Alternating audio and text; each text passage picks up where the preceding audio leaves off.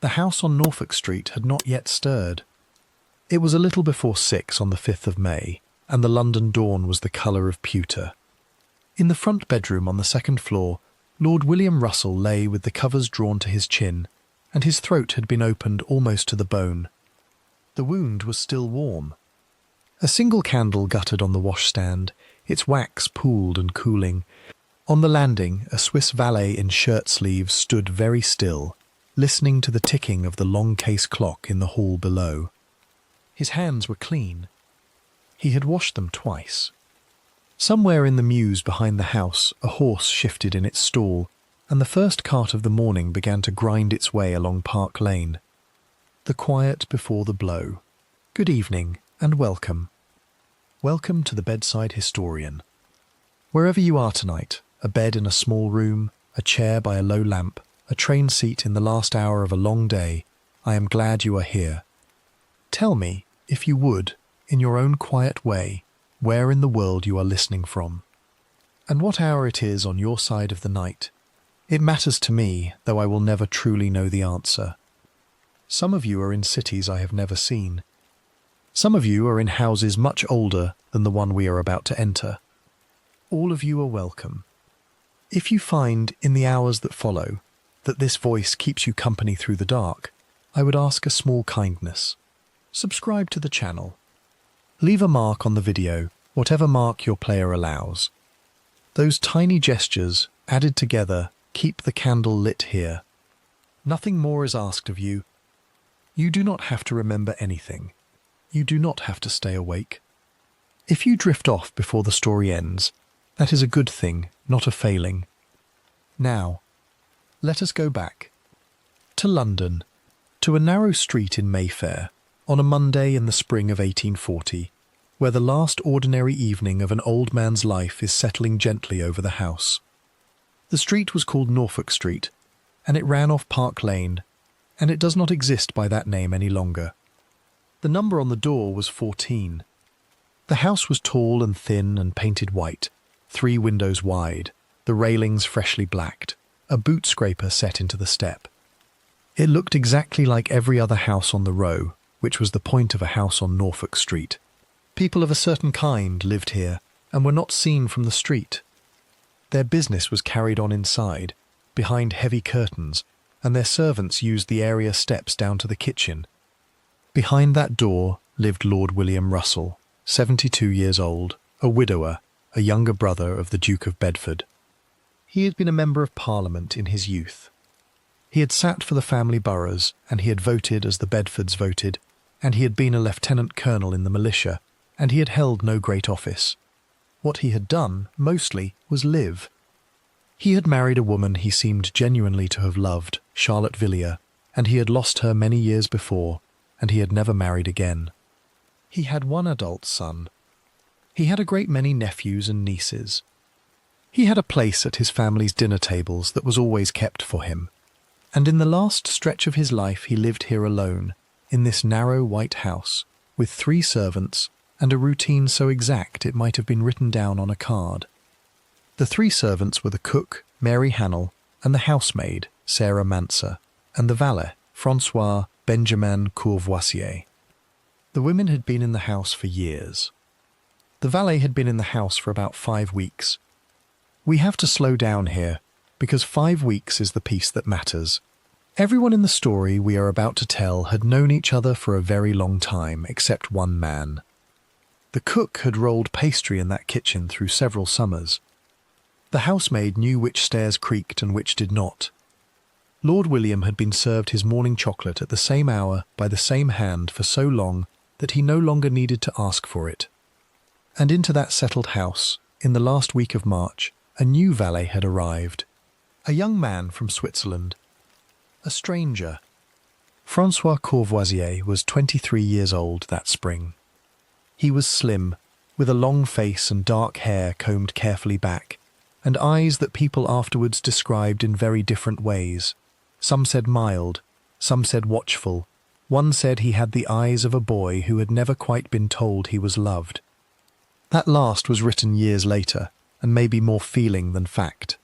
What is not in doubt is that he came from a valley in the Jura mountains where the men made watches, and that he spoke French as his first tongue, and that his English was good enough for service but not good enough to hide behind. He said "my lord" a shade too carefully. He said "yes" a shade too quickly. In a house full of English silence, a foreign voice is heard every time it speaks. He was, by every account, a good valet. He shaved his master cleanly. He laid out the linen for the day. He brushed the coats. He knew the exact difference between the boots for the park and the boots for the club and the boots for the carriage. He was polite to the women in the kitchen. He was neat in his own small room at the top of the house, where the ceiling sloped and a narrow bed stood under a print of a Swiss lake. He wrote letters home in French on Sundays. Whatever else he was a boy a long way from where he had begun. Let me stay here for a moment, at the top of that house, in the servants' room under the eaves, because there is something about that room I want you to hold. The record does not tell us what was in Courvoisier's small trunk. It does not tell us whether the print of the Swiss lake was really there, or whether a later writer put it there because it made a good sentence. It does tell us that he owned a few clean shirts, a black coat, a razor of his own, a prayer book in French, and very little money. He was a servant. His wages were paid quarterly. His savings, if any, were kept where a servant kept them, under the mattress, or in a small pouch, or with a landlady in Leicester Square who took a coin from time to time to keep it safe. That last piece will matter later. Try to remember it. There was a French locksmith's wife in Leicester Square who was willing to hold a package for him. She was called Madame Piolaine, and her husband made keys, and they knew Courvoisier from the small society of French-speaking servants who met on Sundays after Mass. She is one of the strangest quiet figures in this whole story, and we will come back to her. Now then, to the evening itself. The 4th of May, 1840. A Monday. The spring had been cold. In the parks, the elms were still bare at the tips. The Times that morning had carried news of the Queen's cousin, the young Duke of Cambridge, and a paragraph about a fire at a mill in the north, and the shipping lists from the port of London. Somewhere in the paper, on an inside page, there was probably an advertisement for a valet's situation. There nearly always was. Lord William had spent the day quietly. He had walked in the morning. He had taken a light lunch. He had gone in the afternoon to his club, Brooks's on St. James's Street, where he had read the papers in a leather chair by the window. He had spoken to 2 or 3 men he knew. He had eaten a mutton chop with mashed potatoes, and drunk a small glass of sherry. He had come home in the early evening, wearing a long dark coat and a tall hat, and Courvoisier had opened the door to him, and had taken the coat and the hat, and had said, "Good evening, my lord." That greeting is one of the last things his master heard from him that we can be sure of. Supper was served at 7. The record of what was on the table that night is not complete. The cook made a soup. There was cold meat, and there was probably a boiled potato, and there was bread from the corner baker in Mount Street, and there was a small piece of cheese. Lord William ate very little in his later years. He drank a glass of claret. The plate on which he ate was silver. The candlesticks were silver. The forks and spoons were silver. The tea service on the sideboard was silver. In a house of that kind, a great deal of a man's fortune sat quietly on a mahogany table, in the shape of things you could carry away in a coat. Sarah Manser, the housemaid, cleared the table. Courvoisier locked the silver away in the pantry cupboard, which was his job.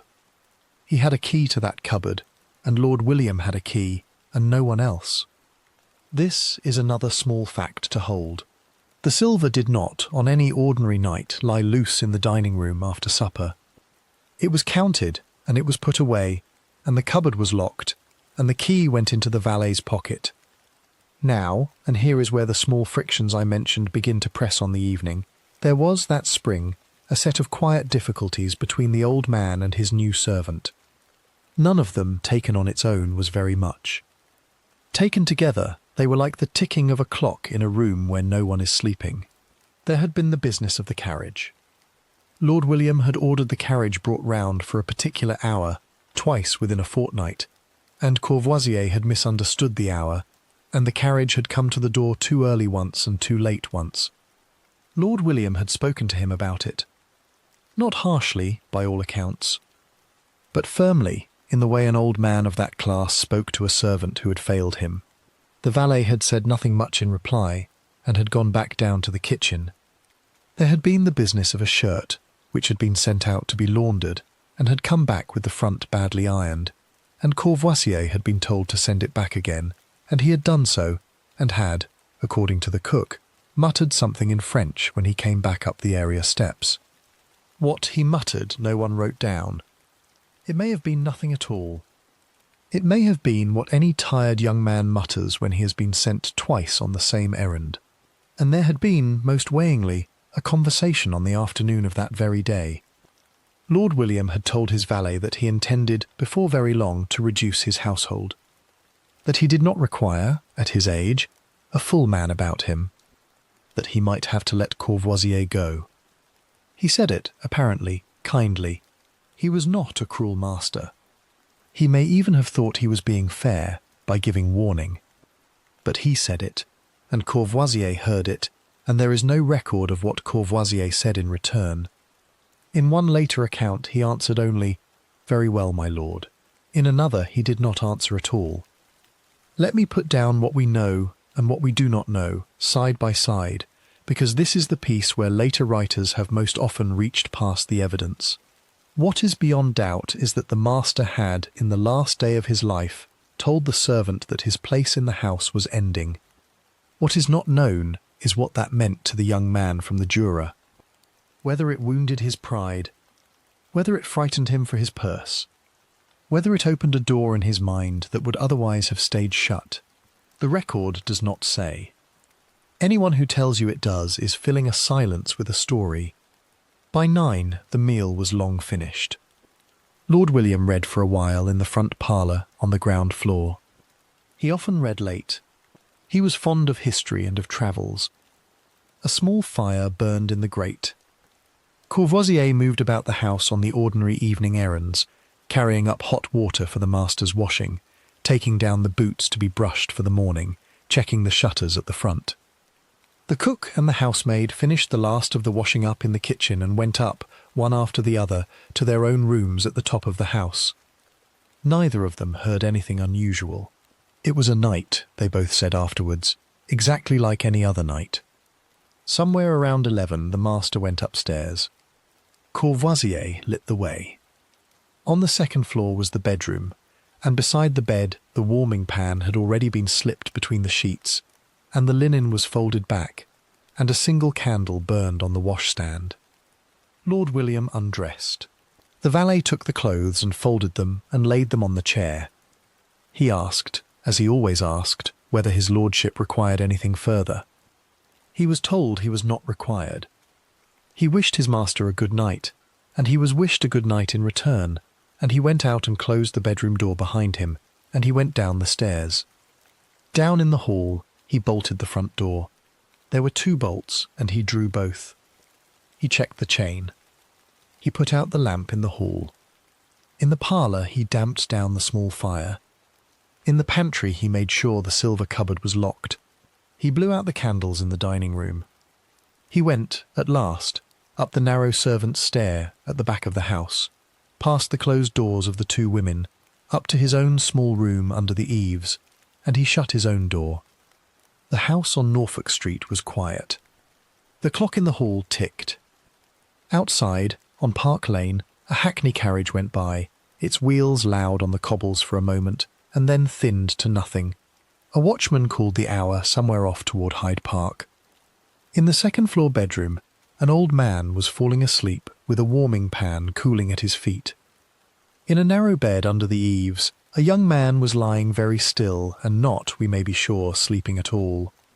We do not know at what hour he came down the stairs again.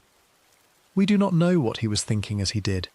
We only know that the household, which had gone to its beds in the ordinary way, and drawn the ordinary bolts on the ordinary doors, had a few hours left before the morning of the 5th of May, and that the morning of the 5th of May would arrive, as all mornings do, whether the people inside the house were ready for it or not.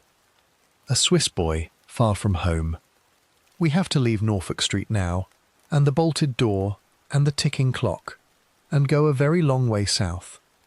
Across the Channel first, down through the length of France, higher and higher into the mountains that fence the eastern edge of the country, where the winters are long and the summers are short, and the men make watches by candlelight. That is where this story truly begins.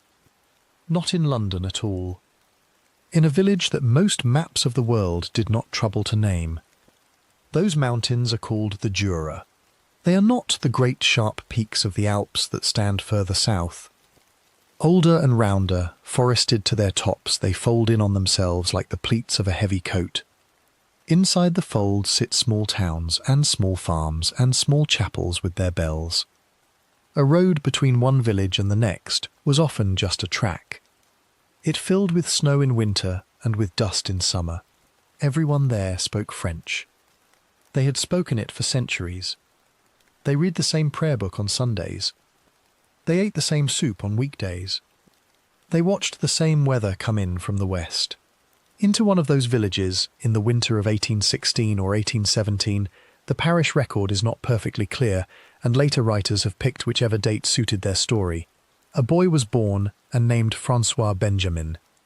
His family name was Courvoisier. It was a common name in the region. There were Courvoisiers on many of the surrounding farms. There were Courvoisiers who made watch cases. Some kept goats. Some kept bees. This one was born to a father who worked the land, and to a mother whose name has not survived in any account I have been able to find. Let me stop here for a moment. I have looked in the corners of the record where such things sometimes survive, for that mother's name. I have not found it. It is one of the small, quiet cruelties of history that a woman who bore a child who would one day be the most spoken of name in London for a whole summer has left the world without her own name attached to her. There are records of her son. There are records of his uncle. There is even a record of the priest who baptized him. The mother is a shape in the pew, and no more. Village life was hard. It was not, we should be careful to say, a life of starvation. In a good year there was bread. In a good year there was cheese. Apples came in the autumn, and a pig came in at Christmas. But there was no money. In the mountains of the Jura in the 1820s, a coin in a pocket was a thing to be spoken of. A 5-franc piece was an event. And a family with a growing boy, and other children behind him, had every reason to look for a way to send that boy out into the world before he became another mouth at the winter table. Watchmaking was one path out. All along the Jura, in the small workshops attached to the small houses, men bent over benches with jewellers' loops screwed into their eye sockets, cutting the tiny wheels and springs that would end up ticking in a gentleman's waistcoat pocket in Paris or London or Vienna. It was patient work, and the pay was thin, and the eyes went early. François was not, by any account, apprenticed to that trade. He was too restless for a watchmaker's bench, or he was too poor to be taken in, or the family simply had another idea for him. The record does not say which. The other path was service. Service, for a boy from a French-speaking mountain village, meant one particular thing. It meant going to one of the great houses of France or England to become a valet, a footman, or an under-butler. A well-trained French-speaking servant was a prized thing in London in those years. English gentlemen liked the sound of a foreign voice in the hall. It flattered them. It suggested travel and continental taste and a certain sort of quiet distinction. A young man from the Jura who spoke French cleanly and who could learn to shave a master without cutting him could earn in an English household more money in a year than his father could earn on the land in 5. Now the uncle enters the story. His name was Louis. He was by that time already in London, already in service, already known in the small world of French-speaking servants who worked in the houses of the English great. He had been in England for years. He had learned enough English to move through it without stumbling. His reputation was steady and reliable.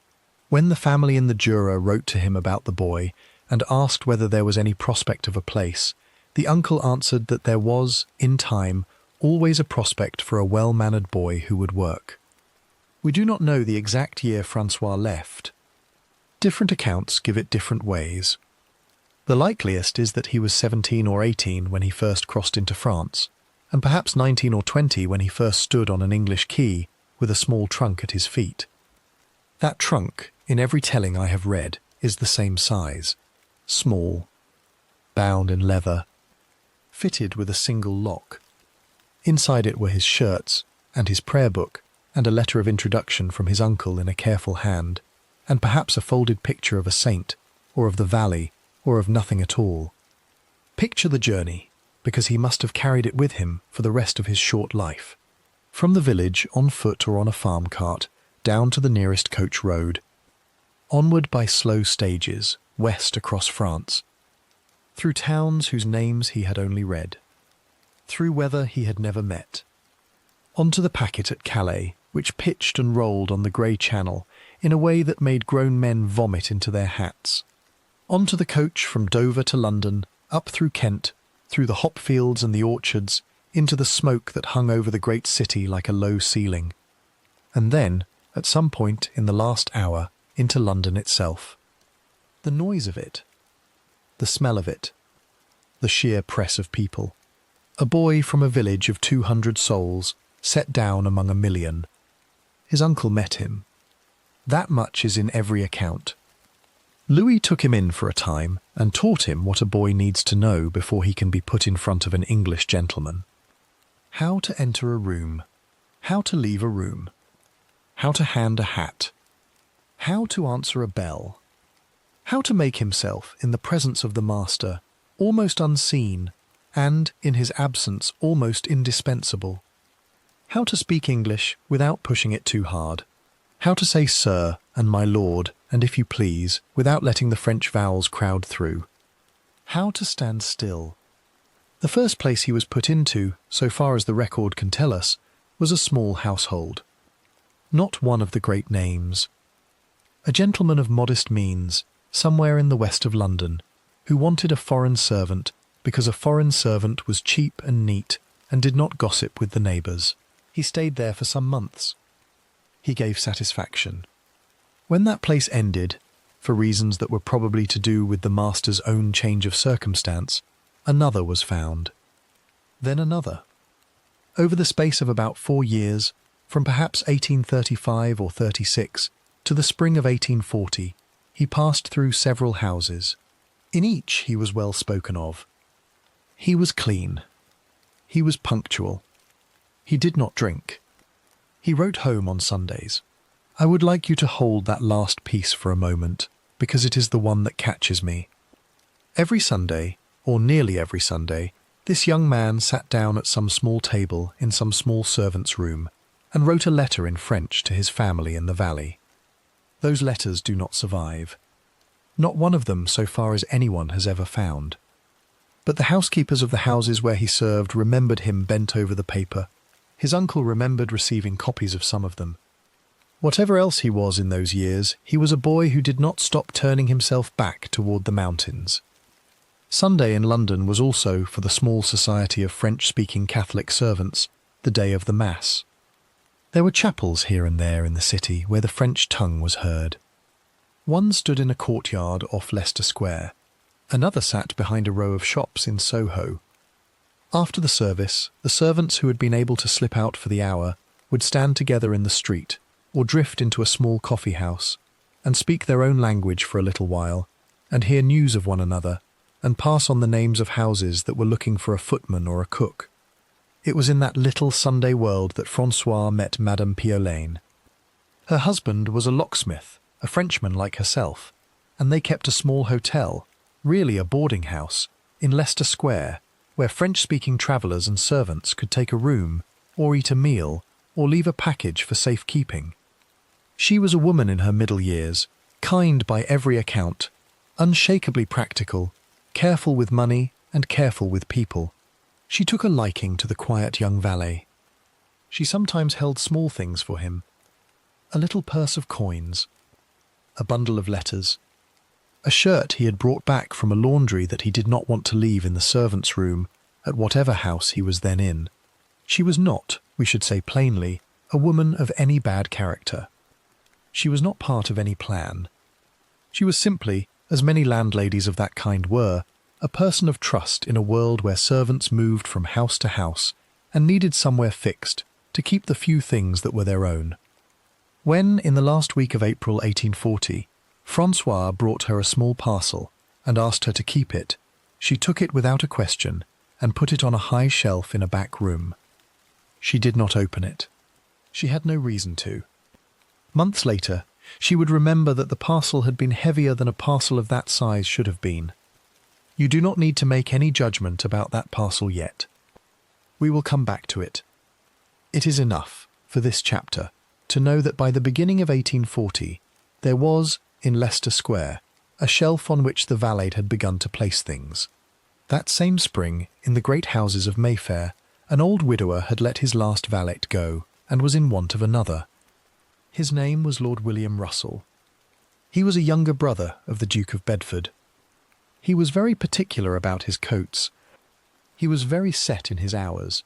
He wrote to a man he knew who dealt in such matters, and asked for a suitable person to be sent. The man he wrote to spoke to another man, who spoke to a third, who spoke at last to Louis Courvoisier. And Louis Courvoisier said that his nephew, François, was between places, and was steady, and spoke a little English by now, and would suit an old gentleman well. An interview was arranged. François stood, in a clean coat and his hair combed back, in the hall of the narrow white house on Norfolk Street. Lord William looked at him. He asked, in the way old men of that class asked, a few short questions. Where had he served? Who had been his master? Could he shave? Could he lay out clothes? Could he keep a silver cupboard in order? François answered, as he had been taught to answer, quietly, without pushing his French out too far. At the end, Lord William said that he would take him. The wages were fixed. A day was named. And on a morning in the last week of March 1840, François Benjamin Courvoisier, 23 years old, carried his small trunk up the front step of number 14 Norfolk Street, and was let in by the housemaid Sarah Manser, and was shown up the narrow servants' stair to the small room under the eaves that would be his for the last 5 weeks of his master's life. He unpacked his shirts. He set his prayer book on the shelf. His letter from the Valet he folded away into the trunk, and he turned the key. Then he went down to the kitchen and was given a cup of tea by the cook, Mary Hannell, who told him where the coal was kept and where the salt was kept, and at what hour the master rose. He listened. He nodded. He said very little. Outside, the elms on Park Lane were bare at the tips, and the last of the March wind was rattling the shutters, and somewhere further west, on a shelf in a back room in Leicester Square, a small parcel wrapped in brown paper was already waiting for him to bring another beside it. The house of Lord William. Let us step back inside the house on Norfolk Street now, before the last evening comes. Not to that evening itself. To the ordinary days that came before it. To the man whose life was already, though he did not know it, running toward its final week.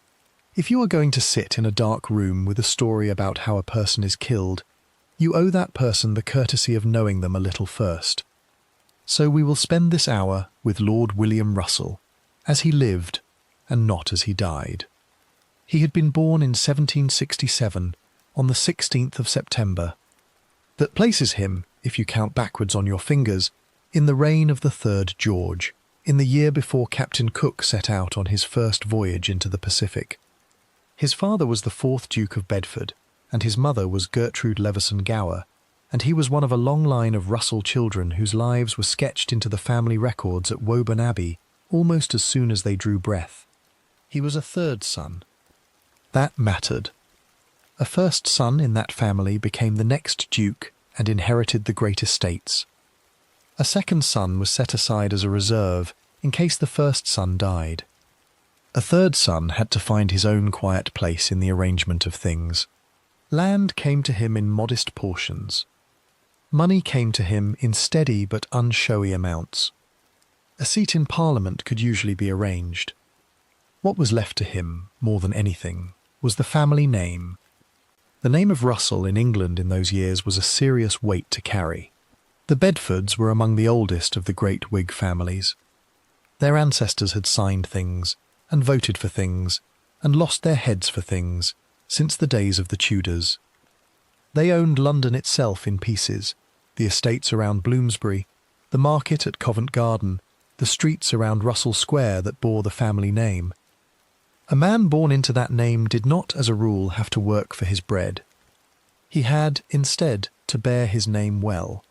Lord William bore his well enough. As a young man, he had gone into the army for a season, in the fashion of his class, and had reached the rank of lieutenant-colonel in the militia, which was less a rank of battle than of standing. He had sat in the House of Commons, in the ordinary Bedford way, for one of the family boroughs. He voted with his brother, the Duke, and with the Whig interest, which meant broadly for reform and against too much royal power. He never spoke often in debate. He was not a man whose words other men waited for. His nephew, Lord John Russell, the future Prime Minister, was the great political voice of the next generation of the family, and Lord William watched that career unfold with an uncle's quiet pride and no shred of jealousy that anyone ever recorded. In 1789, at the age of 21, he married Charlotte Villiers. She was a daughter of the 4th Earl of Jersey. By every account we have, and the accounts are thin, they were fond of one another. They had at least one son who lived, another William Russell, born in 1790, who grew into his own place in the world and became a member of Parliament in his turn. There may have been other children who did not live. In families of that century, such small graves were common and were mentioned in letters and then, over the years, mentioned less. The record does not tell us for certain how many babies passed through that marriage without staying. It does tell us that Charlotte herself died in 1808, when Lord William was about 40, and that he did not marry again. That is the piece I want you to hold, because it changes the shape of every year that came afterwards for him. He was a widower for more than 30 years. 30 years is a very long stretch of a person's life to sit down alone at a table every night. He did not, so far as anyone has said, keep a mistress. He did not, so far as anyone has said, keep a mystery. What he kept was a schedule. By the time we meet him in this house, in the spring of 1840, he is 72. His hair is white and thin. His hands are marked with the freckles of age. He walks with a stick in the street, more for confidence than for real need. He is slight in the shoulders, and his coats, which he still has made by a tailor in Cork Street, hang on him a shade more loosely than they used to. He wears fine white cambric shirts with plain cuffs, and black silk stockings, and low black shoes with a modest buckle. He does not go in for the newer fashions. He is a gentleman of the last age, dressed as he was taught to dress at 30, with only such adjustments as his tailor persuades him to allow. Every morning his valet lays the day's clothes on the same chair in the same order, and every morning he puts them on in the same order, and this has been the shape of his morning for as long as he can remember. I have to admit here to something I do not know. I have looked, in the letters that survive from that spring, for anything in the old man's own hand that might tell us his mood in his last weeks. There is very little. A note to a cousin about a sitting at his club. A short letter to his son about a matter of a lease. A polite refusal of a dinner invitation, because he found himself, that particular evening, not quite equal to it. Nothing that reads like a man in fear. Nothing that reads like a man in unhappiness. He seems to have been, in his final spring, exactly what he had been for many springs before it, a courteous, tidy, thin-boned Whig gentleman going about his week. The week itself moved to a rhythm as regular as a clock in a country parish. He rose between 7 and 8. His valet came in and drew back the curtains and opened the shutters and set out the shaving water. Lord William was shaved in his own bedchamber. A cup of chocolate was brought up on a silver tray. He read the letters that had come in by the first post while he drank it. Then he dressed. Then he went downstairs and took a light breakfast in the parlour on the ground floor, toast, a boiled egg, tea in a china cup with a rose painted on it. The rose on the cup came into more than one witness statement later on. It was a pattern he was known to be fond of. The mornings, if the weather allowed, were for walking. He liked Hyde Park in the earlier hour, before the fashionable riders arrived. He would go up Park Lane and turn in at one of the gates and walk perhaps as far as the Serpentine and stand for a while and look at the water. On some mornings he took letters to post. On some mornings he called at a bookseller in Piccadilly. On some mornings he simply walked and came back and let himself in with his own key and gave up his hat to whichever servant was in the hall to take it. The afternoons had a shape too. He would sit in the parlour and read. He liked histories. He liked travels. He liked the memoirs of men who had known other men he himself had known when he was young. He had a leather-bound copy of the Letters of Horace Walpole and a set of Gibbon in 6 volumes and a great many pamphlets bound up into books by year. Around 4 he might take a plain lunch. Around 5 he generally went out to his club. His club was Brooks's, on St. James's Street, where the Whig gentlemen gathered as they had gathered since the days of Fox and Sheridan. He would read the newspapers there, exchange a word with 2 or 3 men who were still alive from his own generation, and come home again in the earlier evening. Dinner was at 7. This was not the newer dinner hour of 8 or 9 that some of the younger set were beginning to keep. Lord William held to the older hour, and he ate very moderately. Mary Hannell in the kitchen was accustomed to sending up a soup, a plain roast or a fowl, and a light pudding. He drank 1 glass of claret, sometimes 2, and a thimble of port at the end if he felt so inclined. After dinner he read again. Around 10:30 he took himself up to bed. At exactly the point when the master began to think of going up, the housemaid Sarah Manser would slip up the back stair before him, carrying the warming pan. Say a word here about the warming pan, because it belongs to the honest picture of that house. It was a covered brass pan on a long wooden handle, filled with hot coals from the kitchen fire, and passed briskly between the sheets to take the chill from the linen before the master climbed in. Sarah did this at the same hour every night. 10:30 was the hour it went up. By 10 to 11 the bed was warm and the pan was carried out again. The master could then get in without the shock of a cold sheet against a thin body. It is not, in the largeness of the world, an important detail. It became important because the police, on the morning after the murder, wanted to know exactly which of the household had been in that bedroom, and at what minute, and carrying what. The linen was another matter he took an interest in. He knew his shirts. He knew his stocks. He knew which of his handkerchiefs had been mended and which had not. He had cambric shirts for the day, and finer linen shirts for evenings when he dined at his brother's or at a cousin's table. His nightshirts were of a heavier Holland cloth, plain, buttoned at the neck, with his initials worked in white thread inside the collar. When a shirt came back from the laundress in Mount Street with a badly turned cuff or a crease pressed the wrong way, he noticed it. He was not fierce about it. He simply pointed it out, and the shirt went back, and it was done again. This was not fussiness in his mind. It was, as he understood it, the ordinary care a gentleman took with the things that touched his skin. The silver was another such thing. He knew his silver as another man might know his books.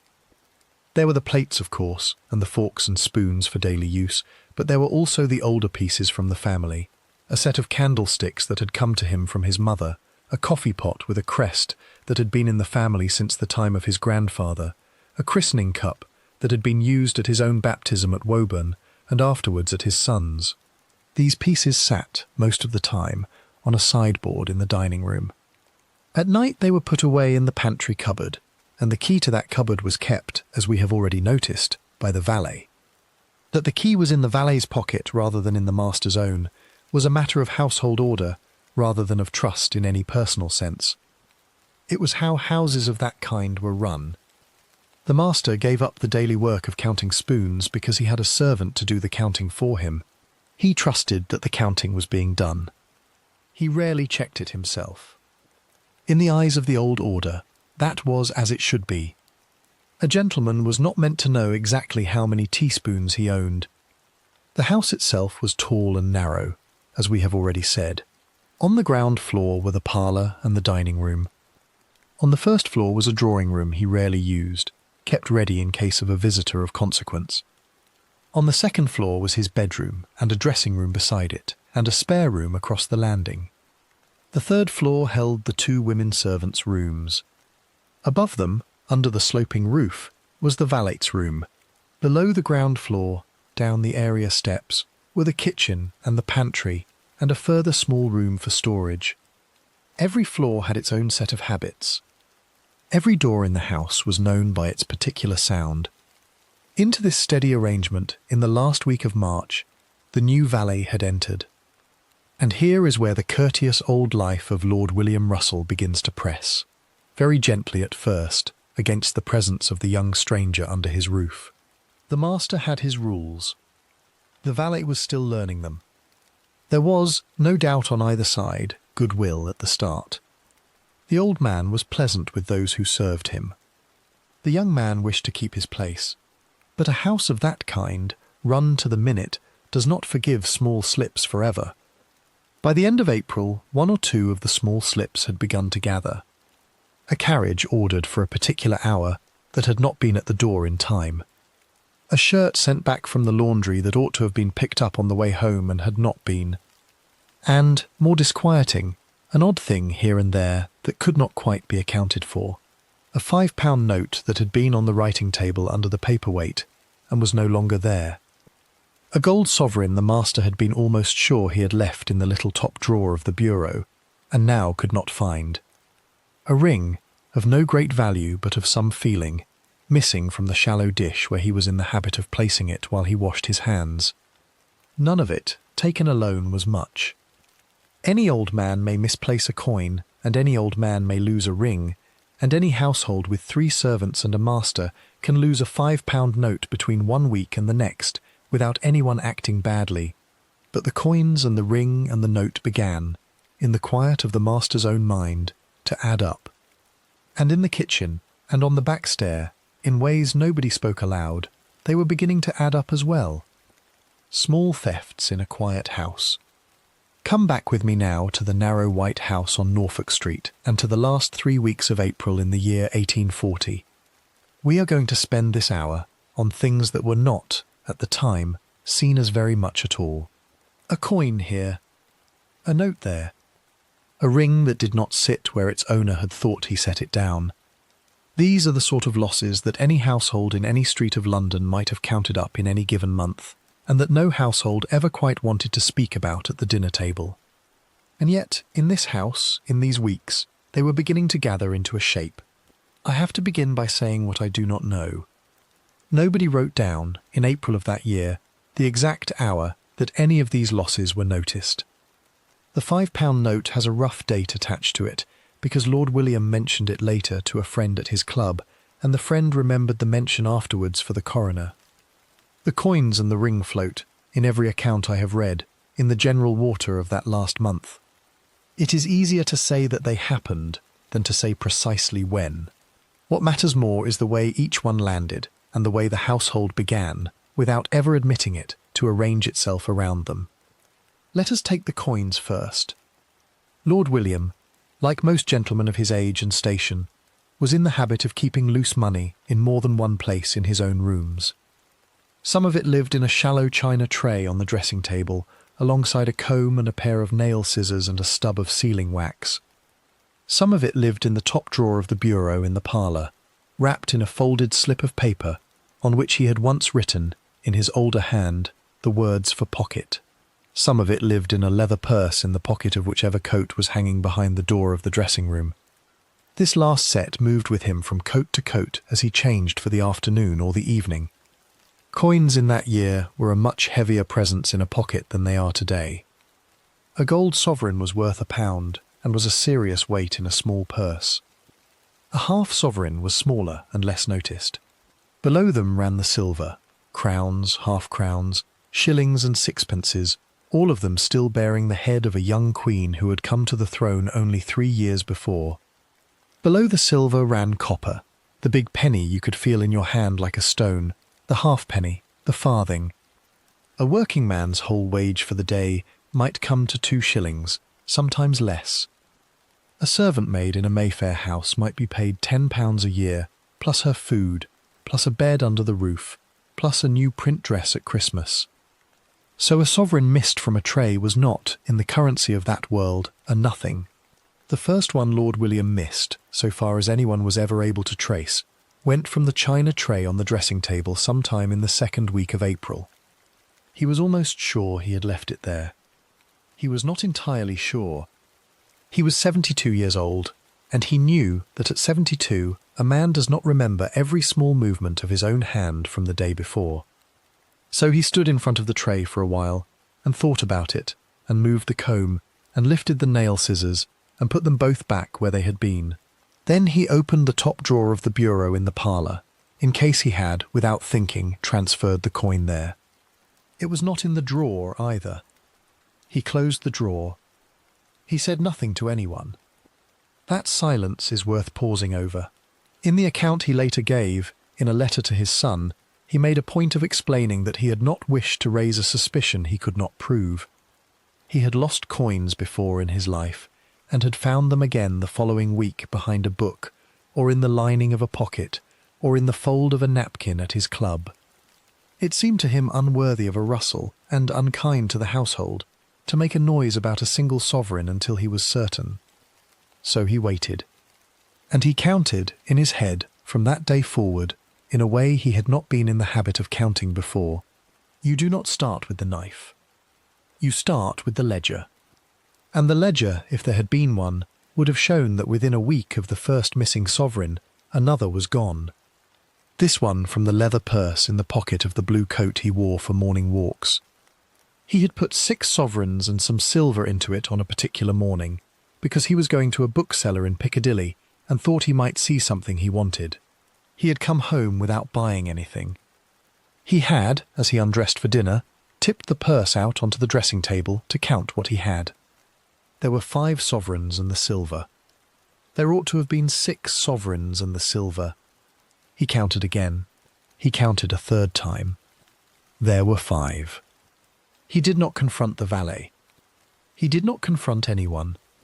He put the purse back into the pocket and hung the coat behind the door, and went down to dinner and drank his 1 glass of claret, and asked Mary Hannell in the parlour whether the fish had come from a good market that day. She said it had. He nodded and ate his fish, and read for an hour after, and went up to bed at the usual hour, and Sarah Manser carried up the warming pan at 10:30, and the house arranged itself for the night as it had every other night that spring. Only the master, lying under the warmed sheets, was doing the sum in his head one more time. 6 sovereigns in the morning. 5 sovereigns in the evening. Nobody in the room but himself and the valet who had helped him off with the blue coat. Now let me put in a companion word here. I have stood, more than once in my life, in the position of an old person trying to work out whether a thing has actually gone missing, or whether they have simply mislaid it and forgotten. It is a lonely calculation. You do not want, at 70, to become the sort of person who accuses the household of theft every time you cannot find your reading spectacles. You know how easily a small anger, once let out, will not go back into its box. So you sit with the thing for a while, and you try to be fair, and you feel yourself getting older by the hour. Lord William was doing that in his bedroom on Norfolk Street. It is one of the parts of the story I find hardest to leave alone. The £5 note came next, and it was a larger matter, because a £5 note in 1840 was not the paper we think of. It was a big off-white sheet, printed on one side in black by the Bank of England, with the words Bank of England along the top, and the amount written out in copperplate. It was almost the size of a folded newspaper. It bore a serial number in ink on its face, and if you were the sort of gentleman who liked to keep an eye on such things, you could write down that number in a private notebook before you spent it. Lord William was not always that sort of gentleman. He was, sometimes, on a particular note that he intended to use for a particular bill. This one he had written down. He had written the number on the flyleaf of the book he was reading, so that he would remember he had written it somewhere, He had left the note under a paperweight on the writing table in the parlour, along with a second sheet on which he had begun a letter to his son. He had gone up to change for dinner. He had come down again perhaps 40 minutes later. The letter was where he had left it. The paperweight was where he had left it. The £5 note was not. He lifted the letter. He lifted the paperweight. He looked on the floor. He looked in the drawer he had not opened. He looked in the drawer he had opened that morning. He asked Sarah Manser, when she came in with the coals, whether she had moved any papers. She said she had not. Sarah Manser, in her later statement to the police, remembered the master standing at his own writing table with a puzzled, patient look on his face, and remembered the way he had said, "It is very odd, Sarah. It is very odd indeed," and then let the subject go. He did not, that time either, accuse anyone in the house. But he did, the next morning, walk down to his club and mention the matter to a friend named Frederick Byng. Byng was a man about town of the older Whig sort, well known in St. James's, a person to whom people told small things because he had a kindly ear. Lord William did not name the valet in what he said. He said only that he had begun to lose money in his own house, and that he did not care for the feeling of it, and that he would give it another week before he made a change. Byng, who told the story afterwards, remembered that Lord William had drunk his coffee more slowly than usual that morning, and had sat looking out of the window at the men crossing St. James's Street. He remembered, too, that Lord William had said, almost to himself, "One does not like to think it of a young man one has just taken in."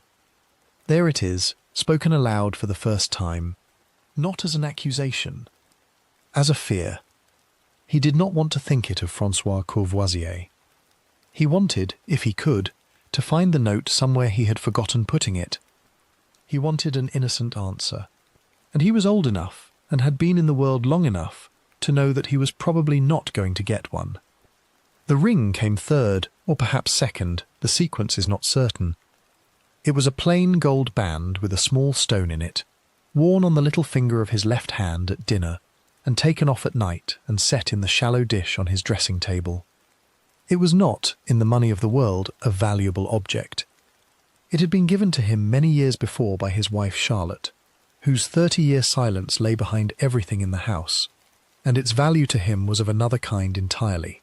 He noticed one morning that it was not in the dish. He turned the dish over.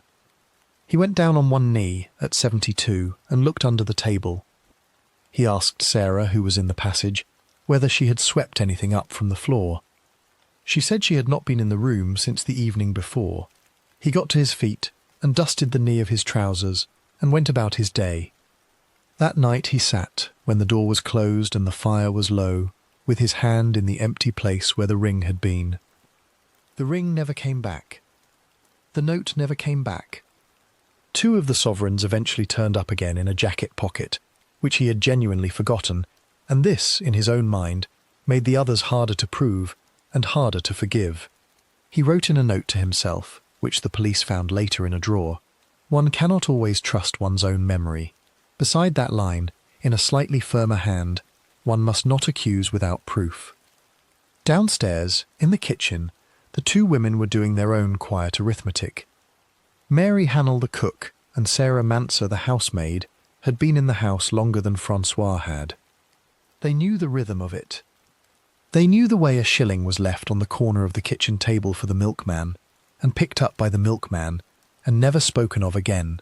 They knew the way a spoon was counted back into the drawer after every washing. And they were both, in their separate ways, beginning to notice. Sarah remembered afterwards, in the very careful language of a woman being asked questions by a police inspector, that on more than one evening she had passed the valet on the back stair carrying something in his hand, a small bundle, once, that she thought looked like a folded shirt, and once a package the size of a book wrapped in brown paper, and had not asked what it was, because it was not her place to ask. She remembered also that on the Sunday of that middle April week he had gone out earlier than his usual Sunday hour, and had come back much later, and had gone straight up to his room without stopping in the kitchen for the cup of tea the servants took together at the end of the day. Mary, at her range, remembered rather less.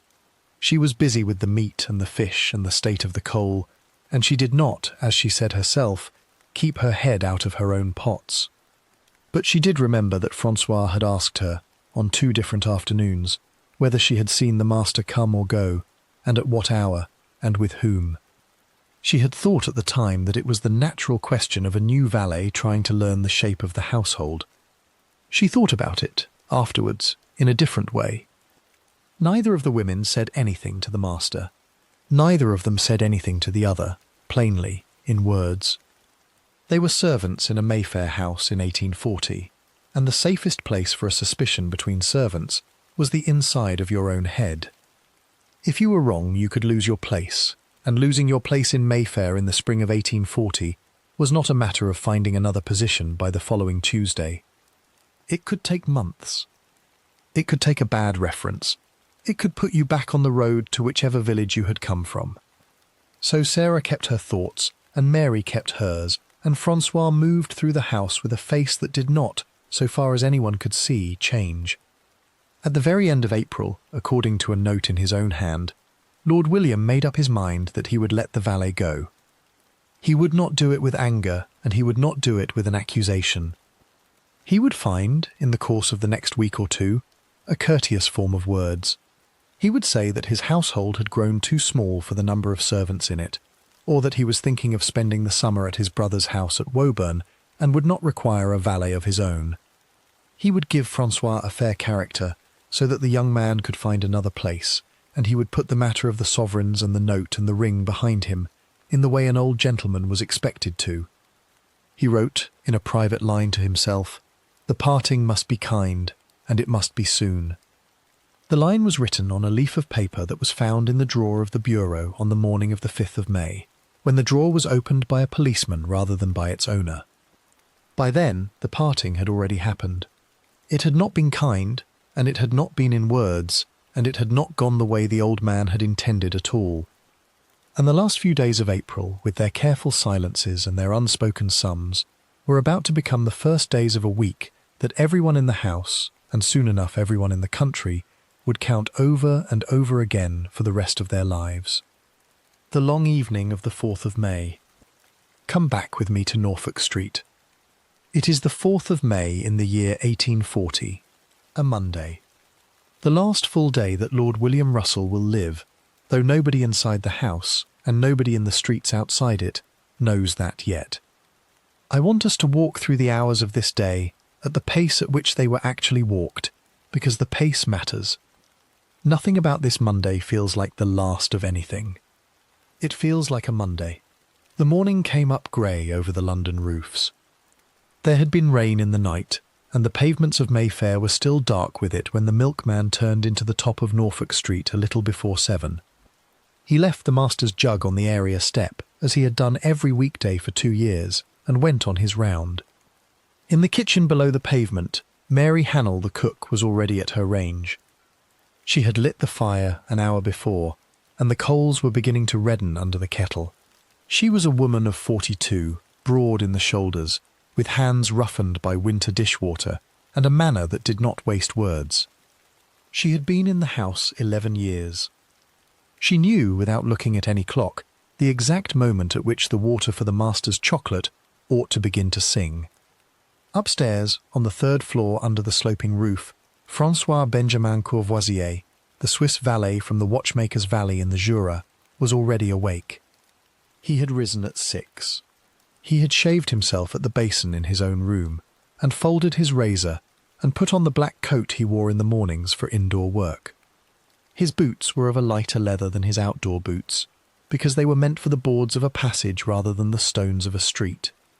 He came down the back stair in a way that did not wake the 2 women servants on the floor below him. Sarah Manser, the housemaid, would say later that she had heard him pass her door at about 6:15.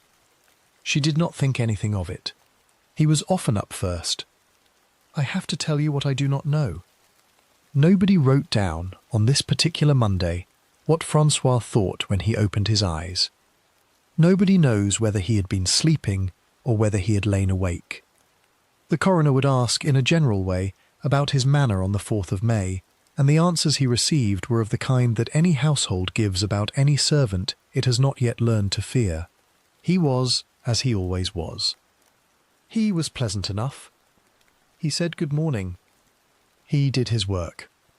That is all we have from that morning, and I would rather give you the honest thinness of it than fill the hour with things I have made up. Let us follow the ordinary shape of the day. At about 7:30, François carried the shaving water up to the master's bedchamber on the second floor.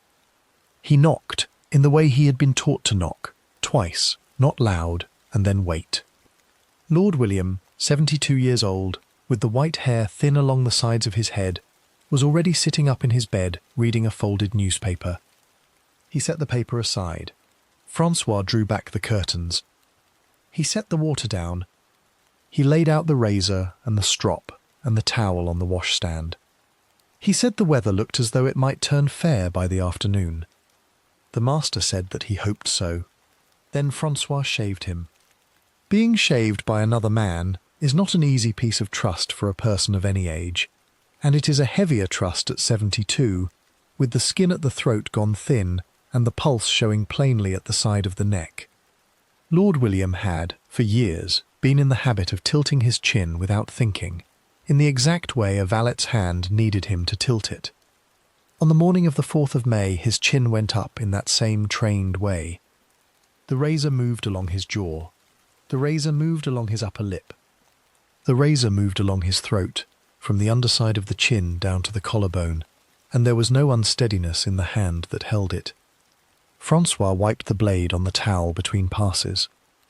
He rinsed the master's face with cool water from the basin. He held up a hand glass so that the master could see whether he was pleased. The master nodded.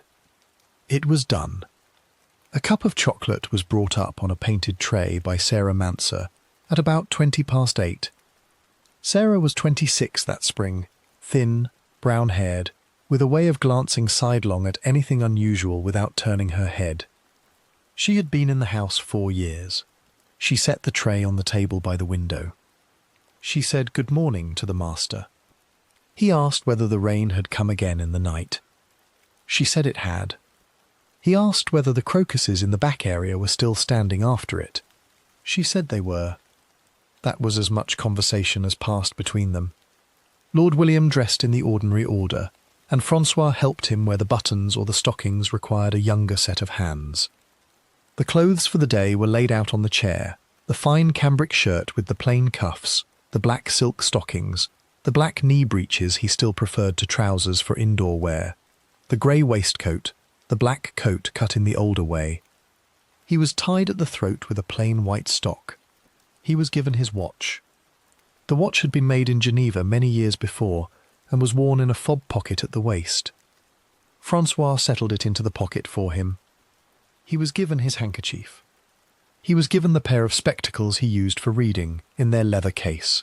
He came downstairs a little before 10. He took his light breakfast in the parlour on the ground floor. Toast in a rack. A boiled egg in a china cup.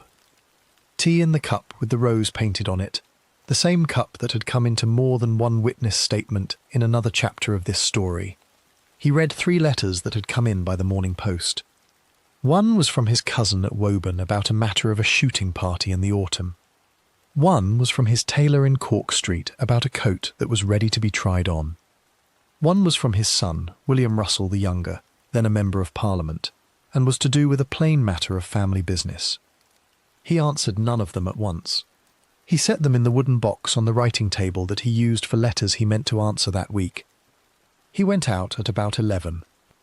He wore the blue coat he liked for morning walks, and he took his stick. He turned up Norfolk Street to the top, and crossed Park Lane where the omnibuses had begun to run in the middle of the road, and went into Hyde Park by the gate opposite the end of his own street. Here I have to admit a small piece of guesswork. I cannot swear to the exact turn he took inside the park that morning. His usual route in the earlier hour was up along the Serpentine as far as the bridge and back the same way, and I believe that is the walk he took on the 4th of May, because he was back at the house before 1, and that is about the right time for that circuit at the pace an old man kept. Whether he stopped to look at the water or spoke to anyone he knew along the path, the record does not say. We have to leave the park now and go back to the house, because a good deal was happening below stairs while the master walked.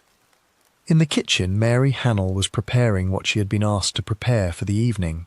There was to be a soup, a plain veal broth thickened with a little rice. There was to be a fowl, roasted on the spit in front of the fire, with a bread sauce.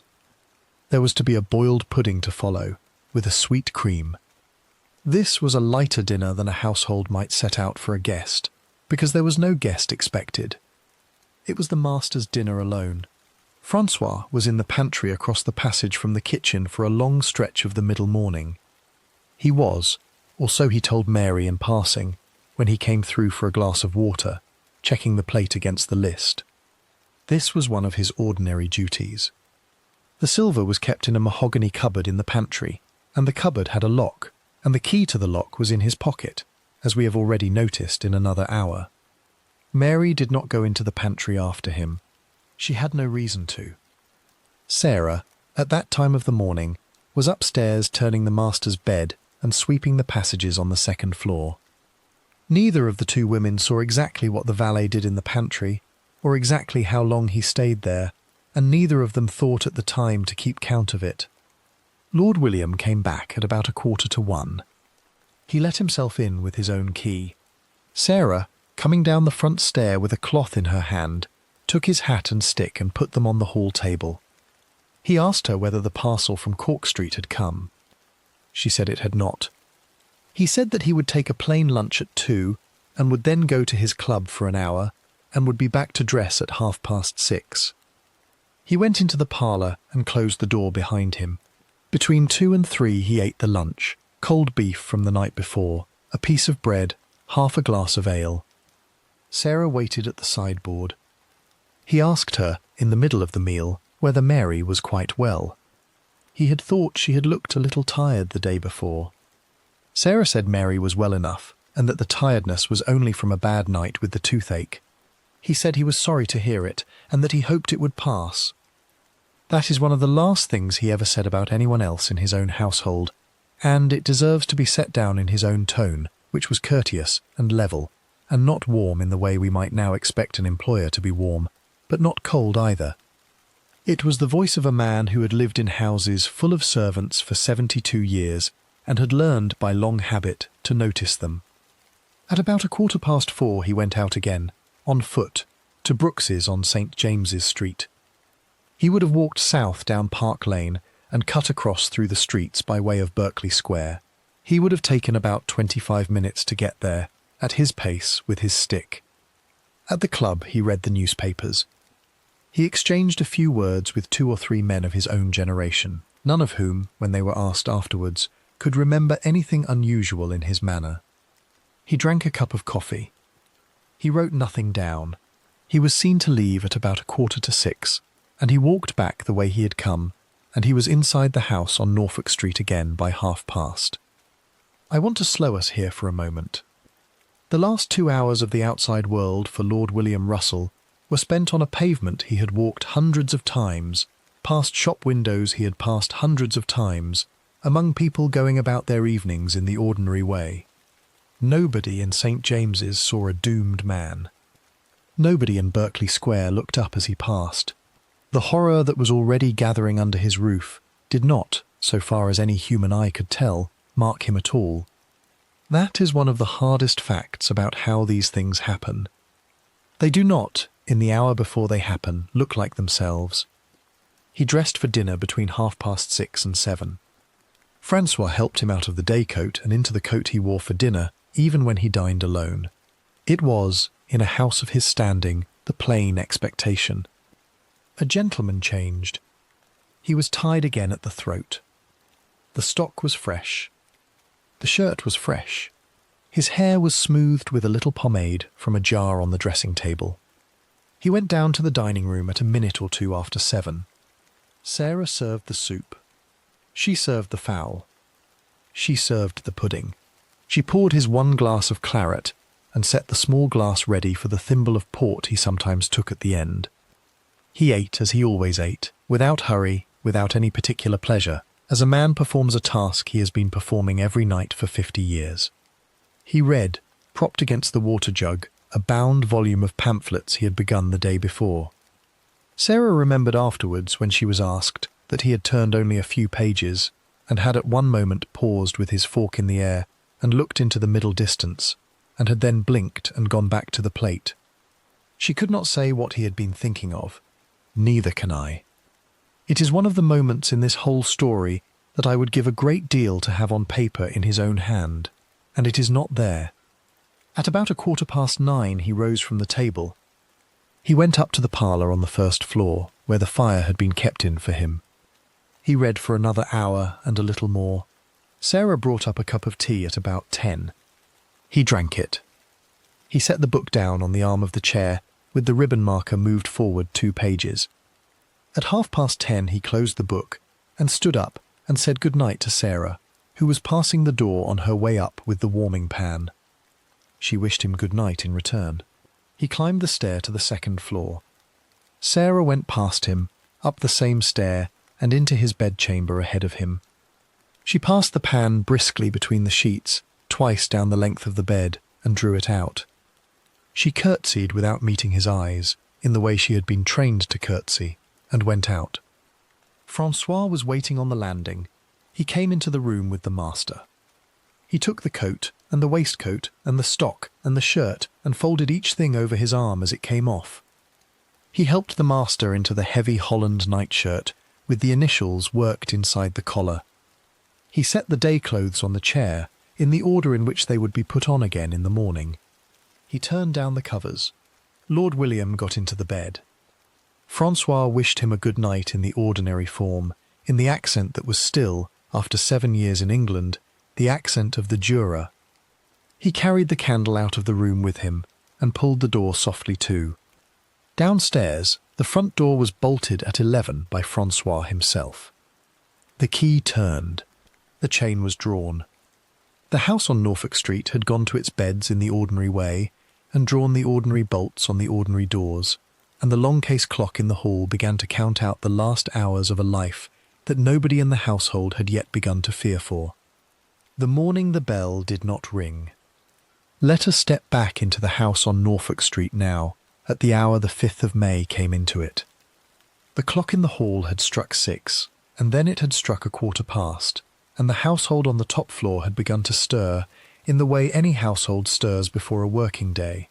Sarah Manser, the housemaid we have met more than once already, the thin brown-haired woman of 26 with the sidelong glance, opened her eyes in the servants' room under the roof at about 6:20.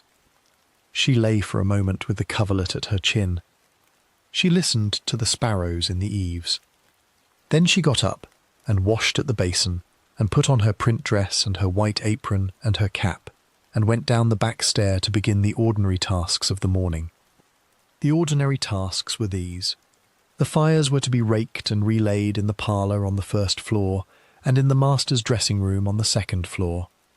The grates were to be blackladed once a week, and were not, on this Tuesday, due for that treatment. The blinds in the ground-floor rooms were to be raised. The rugs in the hall were to be shaken at the back door into the mews. The letters that had come in by the very earliest post were to be brought in from the mat and left on the salver on the hall table for the master to read at his breakfast. This was the shape of Sarah's first hour, every working day, and she performed it in an order she no longer needed to think about. She came down to the ground floor at about 6:30. The house at that hour was still in the last of its night hush. The long case clock in the hall was ticking in its usual measured way. The door of the dining-room stood ajar, as it always did. The door of the front parlour stood ajar as well. Sarah moved along the hall with her duster over her arm, and reached for the handle of the parlour door to open it wider. That was when she stopped. I have to slow us down here. Nobody who wrote this scene down at the time, not Sarah in her statement, not the inspector who wrote the note behind her, not the barrister who used her account in the courtroom later, nobody quite caught in words what she felt in the 2 or 3 seconds after she pushed at that door. She said only that she saw at once that things were not as she had left them the night before. Everything that follows begins in that first look, and Sarah's own way of telling it, plain and undecorated, is the closest we can come to the moment itself. She saw the writing table pulled out from the wall. She saw the drawers of the bureau standing open. She saw a heap of papers spilled across the carpet in front of the fender, and beside the papers a wooden dispatch box she knew belonged to the master, its lid thrown back and its lining torn. On the seat of the master's own armchair by the fire, where she had set out the folded newspaper the night before, there was now a jumble of things that had no business being there. 3 of the silver forks from the sideboard, a pair of ivory-handled fruit knives, and one of the master's own gold rings, the broad band he wore at the little finger of his right hand, and always took off before going to bed. Sarah did not scream. She was not a woman who screamed. She took 2 or 3 steps into the room, and looked at the papers on the carpet, and looked at the ring on the chair, and stood there in the middle of the room with the duster still over her arm. She said later, when she was asked why she had not run at once, that she had not yet understood. A room can be disturbed by many things. A cat, if there had been a cat in the house, might have got at a drawer. A window might have blown in. She thought first of the window. She looked at the window. It was closed, and the shutter behind it was fast. We have to go with her now down the hall, because the parlour was not the only room that had been touched. She turned back into the hall, and she went along it to the dining room, and she pushed that door fully open with the flat of her hand. The sideboard cupboard was standing open. 2 of the plated dishes had been taken out and were lying on the carpet. The tantalus that held the master's decanters had been lifted forward on the mahogany top and was leaning against the wall, and the stopper of the port decanter was gone. Beside the tantalus, in a place a decanter stopper had no business being, sat the master's snuff-box, its lid up. Sarah went along the hall to the back of the house, to the door that led down to the kitchen. She called down the stair in a voice that was not raised. She said, "Mary, come up. Come up, please." Mary Hannell, the cook, the broad-shouldered woman of 42 we have met at her range, was already on her feet in the kitchen and moving toward the door. She had a black-laded poker in her hand because she had been about to see to the fire. She came up the back stair with the poker still in her hand, and she said, "What is it, girl?" Sarah did not answer at once. She led Mary along the hall and into the parlour, and she pointed to the writing table pulled from the wall, and to the papers on the carpet, and to the ring on the seat of the chair. Mary crossed herself. She was a Roman Catholic, discreetly kept in a Protestant house, and she made the movement of the hand at the throat and forehead without thinking about it. She said, "Somebody has been in. Now let me put a companion word here, because I think it matters." The 2 women standing in that parlour in the first light of the 5th of May were, between them, the whole of the ordinary world of that house. They had lit its fires and cooked its dinners and dusted its books for years, Sarah 4, Mary 11, and they knew, without ever having said so to each other, that the sight in front of them was not the ordinary work of a burglar. Sarah said as much later, in her direct way. She said the mess in the parlour looked to her as though someone had wanted the mess more than the money. A real thief, she said, would not have left the gold ring on the chair. A real thief would not have left the silver forks lying where a housemaid would see them at the first opening of a door. That thought, so far as we can trace it, came to her in those first 2 or 3 minutes. She did not yet know what to do with it. The 2 women went along to the foot of the front stair together. Mary said, "Where is François?" Sarah said she had not yet been up. Neither of them wanted to go up alone. Both of them went up. They took the stair as they took it every morning, without hurry, one behind the other. On the first-floor landing they paused. The door of the master's parlour on that floor was as it should have been. Nothing there had been touched, so far as they could see through the half-open door. They went on, up to the second floor. The door of the master's bedchamber was closed. This was as it should have been. François, who slept on the floor above, was expected to come down at 7 with the shaving water. It was still 5 or 6 minutes short of that hour. Sarah knocked at the bedchamber door in the way the household knocked, twice, not loud. There was no answer. She knocked again. There was still no answer. She looked at Mary. Mary said, "Try the handle." Sarah tried the handle. The door opened. I have to slow us down again here. The record of what happened in the next 30 seconds is careful and short. Sarah did not go into the room. She stood in the doorway with Mary at her shoulder, and she saw, in the grey light coming in through the not yet opened curtain, that the covers of the bed had been drawn up as though the master were still asleep beneath them. She saw the shape of him under the covers. She saw a stain along the pillow slip and along the edge of the sheet where the sheet met his throat. Sarah's first thought, which she was clear about afterwards, was that he had bled from the nose in the night. Old men, she knew, sometimes did. She said, in a voice not much above her ordinary voice, "My lord." He did not stir. She said it again.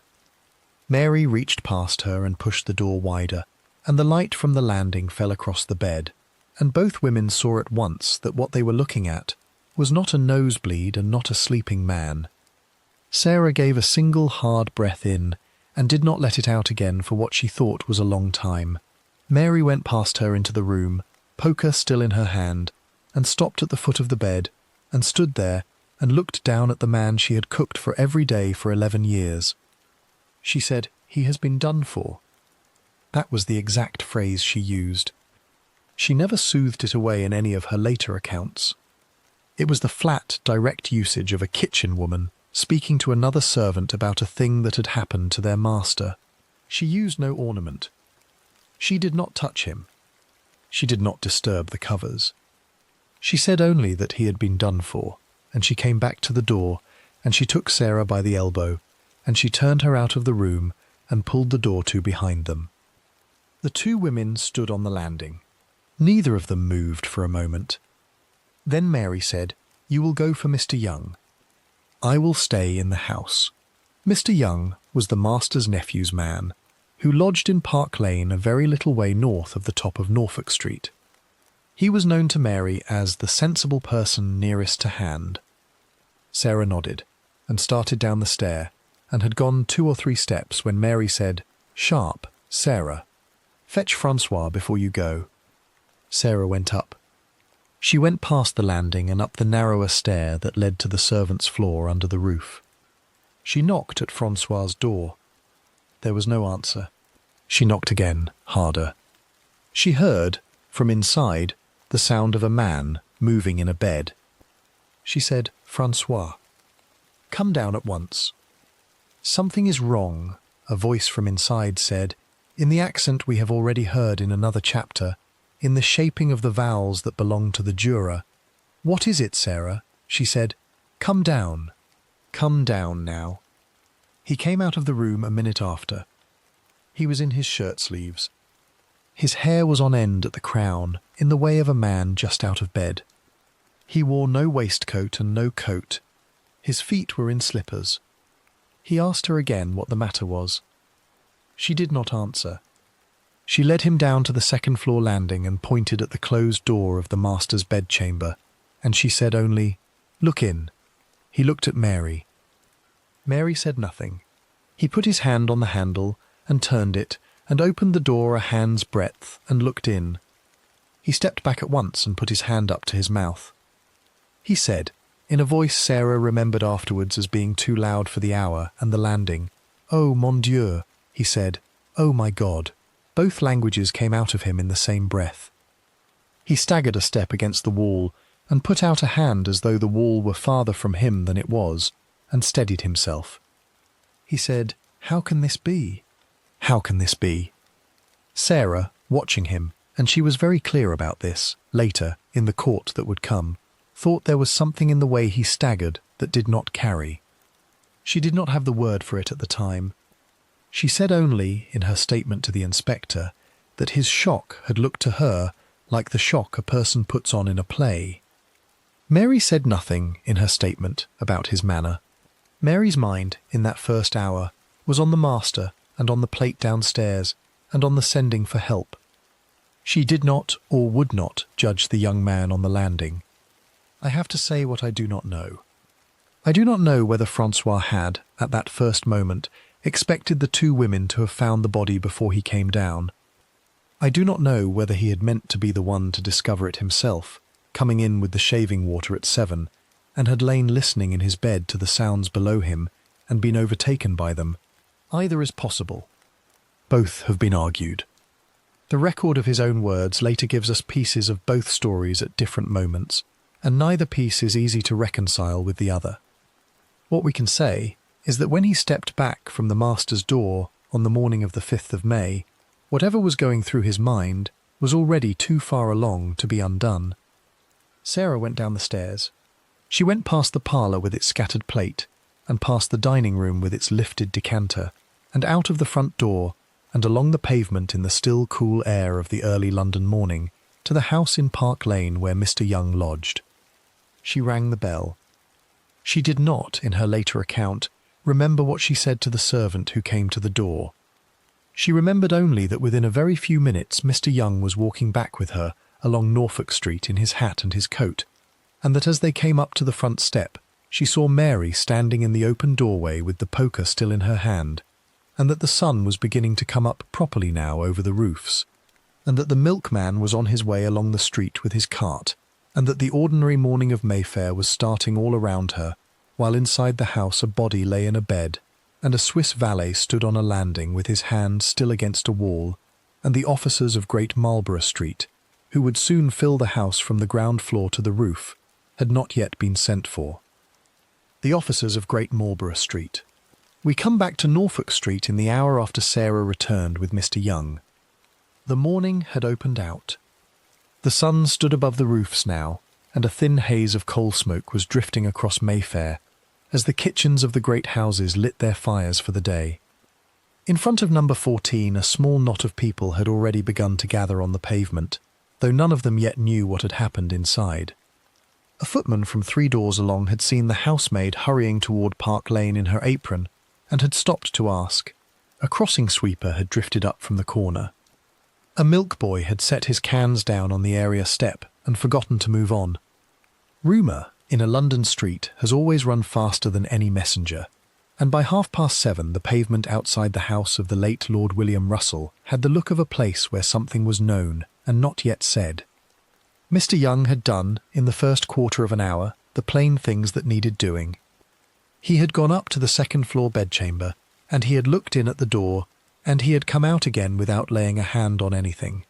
He had sent one of the boys from the pavement, with a penny in his palm, to run to the police office at Great Marlborough Street and fetch an inspector. He had written a short note in pencil for the master's family and given it to a second boy to carry. Then he had come back into the hall and set himself at the foot of the front stair, because he had understood at once that this was a house that must no longer be walked in and out of freely. Inspector Nicholas Pearce arrived a little after 8. He was not yet the celebrated figure he would later become in the newly formed detective branch of the Metropolitan Police, that would follow in another 2 years. On this morning he was, in the ordinary way, an inspector of the C Division, drawn out of his office in a cab by a small boy with a penny in his hand and a story he could barely keep in his mouth. 2 constables walked in behind him. Both had the plain blue coats and the tall hats of that year. Neither had ever, until that morning, been inside a house of the Bedford family. Pearce took off his hat in the hall. He did this at once, before he was asked, because he had been raised to take his hat off in a house where a death had been. He gave the hat to Mr. Young. He asked, in a voice that carried no more heat than a shopkeeper's who had found the master. Mr. Young pointed to Sarah, sitting on the plain chair by the parlour door, with her hands folded in her lap. Pearce asked her, in the same voice, to walk him upstairs. He asked the taller of his 2 constables to remain at the front door, and to let no one in and no one out without his word. He asked the other to go down to the kitchen with Mary, and to sit there, and to say nothing until he sent for him. I have to slow us down for a moment. What we are looking at here is one of the earliest careful crime scene examinations in the history of the Metropolitan Police. In 1840 the force was only 11 years old. There was no detective branch. There were no photographs, no fingerprints, no formal handbook of scene procedure. What Nicholas Pearce had was his eyes, his hands, the 2 men at his back, and a slow, patient habit of looking at things twice. That habit is what is about to matter. He went up the stairs behind Sarah. He asked her, on the landing between the first and second floors, to stand where she was and not to come any further. He went on alone to the door of the master's bedchamber. He pushed the door open with the tip of a pencil he took out of his coat pocket. He stood in the doorway. He did not step in for what Sarah, watching from the lower landing, thought was a very long time. He was, in fact, looking at the floor between the door and the bed, for footprints, for anything dropped, for the shape and direction of the disturbance. He saw a bedside candle burned almost to its socket. He saw the towel folded on the washstand. He saw the covers drawn up over the shape beneath them with a care that no housebreaker in a hurry would have taken. He came out of the room without touching anything else and drew the door softly to. He said, to no one in particular, that a doctor would be wanted and a magistrate, and that the bed was on no account to be moved until both had been. He came down to the first-floor landing and passed Sarah without a word, and went on down to the ground floor and into the parlour that had been opened at 6:30. Here the ordinary work of a good officer began. Pierce stood in the doorway of the parlour and did not, for the first 2 or 3 minutes, cross the threshold. He looked at the writing table pulled from the wall. He looked at the drawers standing open. He looked at the papers on the carpet. He looked at the dispatch box with its lid thrown back. He looked at the master's own armchair by the fire, and at the small heap of things left on its seat, the 3 silver forks, the pair of ivory-handled fruit knives, and the broad gold ring the master had worn at his little finger. He held all of this in his eye for a long moment, and then he said, softly to the empty room behind him, "That is not right. Come with me now to the front door of number 14, because that is where the case first begins to fall to pieces." Pierce went along the hall to the door and opened it and stood on the top step. He asked the constable on the pavement to move the small crowd back to the far side of the street so that the step and the door and the flagstones immediately in front of it could be looked at cleanly. The constable did as he was asked. Then Pierce crouched down on the step in his good black coat, and he looked at the front door from below. The door had been forced. That, at least, was the story it was telling. There were fresh scars in the paintwork around the lock, and a curl of raw pale wood was showing where a chisel had gone in. It looked, at first glance, like the work of a housebreaker who had come in from the street in the small hours. Pierce nodded once, slowly, as if he were agreeing with something. Then he shifted his weight and looked at the marks from the other side and stopped agreeing. The scars in the wood were on the wrong side. A chisel driven in from the street, prizing the door outward, would have raised the splinters toward the pavement. These splinters were raised the other way. They pointed inward into the hall. The wood had been cut from the inside of the door and made to look as though it had been forced from the outside. Pierce said nothing about this to the constable at his back. He rose to his feet and dusted the knees of his trousers and went back into the hall and closed the door softly behind him and stood for a moment in the dim light with his hand still on the handle. I have to be honest about what I do not know. I do not know whether Nicholas Pierce, in the 10 seconds he stood in that hall with his hand on the door, had already put a name to the person he was looking for. He was a careful man, and a careful man does not decide too fast. But the door had told him something the parlour had already whispered, and the parlour had told him something the bedchamber upstairs had already begun to say. A man who is used to reading a scene reads it, whether he means to or not, and the reading was not a hopeful one for anyone who had slept in the house that night. He went from the hall, down the back stair to the kitchen. Mary sat at her table, upright, with her hands folded in front of her. The constable was on the stool by the window. Pierce sat down at the corner of the table, because he had noticed long ago that a woman standing up in her own kitchen is less able to speak than a woman sitting at her own table, and he asked Mary, gently, whether she had heard anything in the night. Mary said she had not.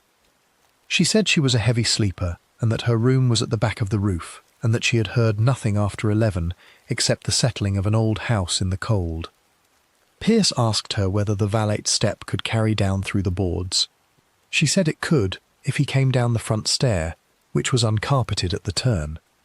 She said she had not heard it in the night. Pierce nodded. He asked her, in the same easy way, where the plate had been kept. She said, in the pantry cupboard, and that François held the key. Pierce asked whether the plate now lying about the parlour and the dining room was the whole of the master's plate, or a part of it. Mary looked at him for a moment before she answered. She said she did not know without a check, but that it did not, from what she had seen on the way past, look to her like the whole of it. Come back with me now to the ground floor. Pierce went into the pantry alone.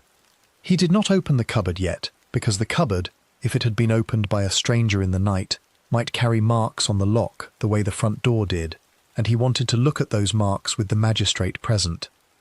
He noted only that the cupboard was at that moment locked, and that the key sat in the lock. He stood in the small pantry with the smell of tallow and dried lavender around him, and he thought. He went back into the hall. François had come down from the top of the house by now, dressed properly at last in his black indoor coat, and was standing at the foot of the stair with his hands loose at his sides. Pierce looked at him for a plain, unhurried moment. He did not rush into a question. He asked, mildly, whether François had slept well. François said he had slept as he always slept. Pierce asked at what hour he had bolted the front door the night before. François said, at 11. Pierce asked whether he had heard anything in the small hours. François said he had not. Pierce asked whether the front door had been as he had left it when he had come down that morning. François hesitated for just the space of a breath, and then said that he had not, in the first shock of Sarah's call, thought to look at the door. Sarah, standing on the first-floor landing above them where she had been left, watched this exchange from over the banister. She could not, from where she stood, see the inspector's face.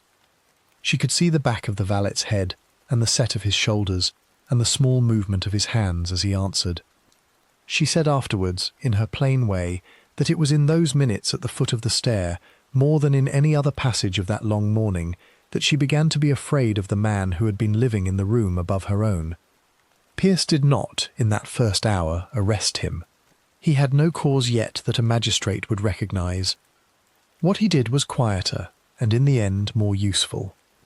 He told François, in the same mild voice he had used with Mary, that he would need him to remain in the house for the rest of the day, and to answer such further questions as might arise, and to hold himself ready to be spoken to by the coroner when the coroner was sent for.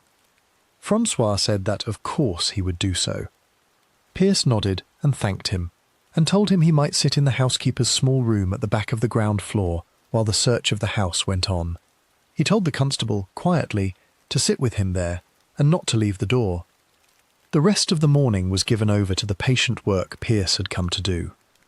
The doctor came at 10 and went upstairs and came down again, and wrote what he had seen in his little book, and said what any doctor of that year would say, that the wound was to the throat, made by a sharp blade, and that death would have followed within a minute. The magistrate came at 10:30, and went from room to room with Pierce at his elbow, and looked at the door, and looked at the parlour, and looked at the bedchamber, and said very little. By noon the small crowd on the pavement outside had grown into a thick one. The news had run out along Mount Street and along Park Lane, and had reached the clubs of St. James's before the second post. Inside the house the work was not yet done. The cupboards of the ground floor had been opened one by one. The drawers of the writing table had been lifted out, and their contents laid on the carpet in the order they had been taken.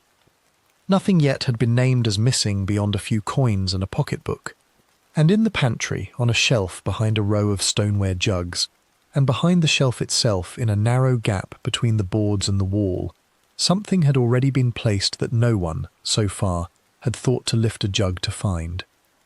The bundle behind the skirting. The afternoon of the 5th of May came into the house slowly, and Nicholas Pierce did not hurry it. He had eaten nothing since a slice of bread at 7. He drank a cup of water at the kitchen table, standing up, and then he asked Mary to show him again where the plate was kept, and where the household linen was kept, and where anything of any worth was ordinarily set down at the end of a day. Mary took him through the ground floor, room by room. She was very steady now. The first shock had gone out of her hands, and she pointed at cupboards and drawers with the flat tip of her finger, the way she would have pointed a scullery girl at a pan. They came at last to the pantry at the back of the ground floor. It was a small square room with a stone floor and one narrow window set high up in the wall. A row of stoneware jugs stood on the middle shelf. A pair of copper pans hung from hooks above the door. A wicker basket of onions sat on the flags below the window. It smelled of tallow and of dried lavender and, faintly, of the mice that any old house of that year kept in its corners no matter how well its cook set her traps. Pierce stood in the doorway. He asked Mary, in the mild voice he had kept all morning, whether the pantry had been entered, so far as she knew, since the discovery upstairs. Mary said it had not. She said the door had been shut when she came down at 6:30, and had been shut ever since. Pierce nodded. He asked her to remain in the passage. He stepped inside alone.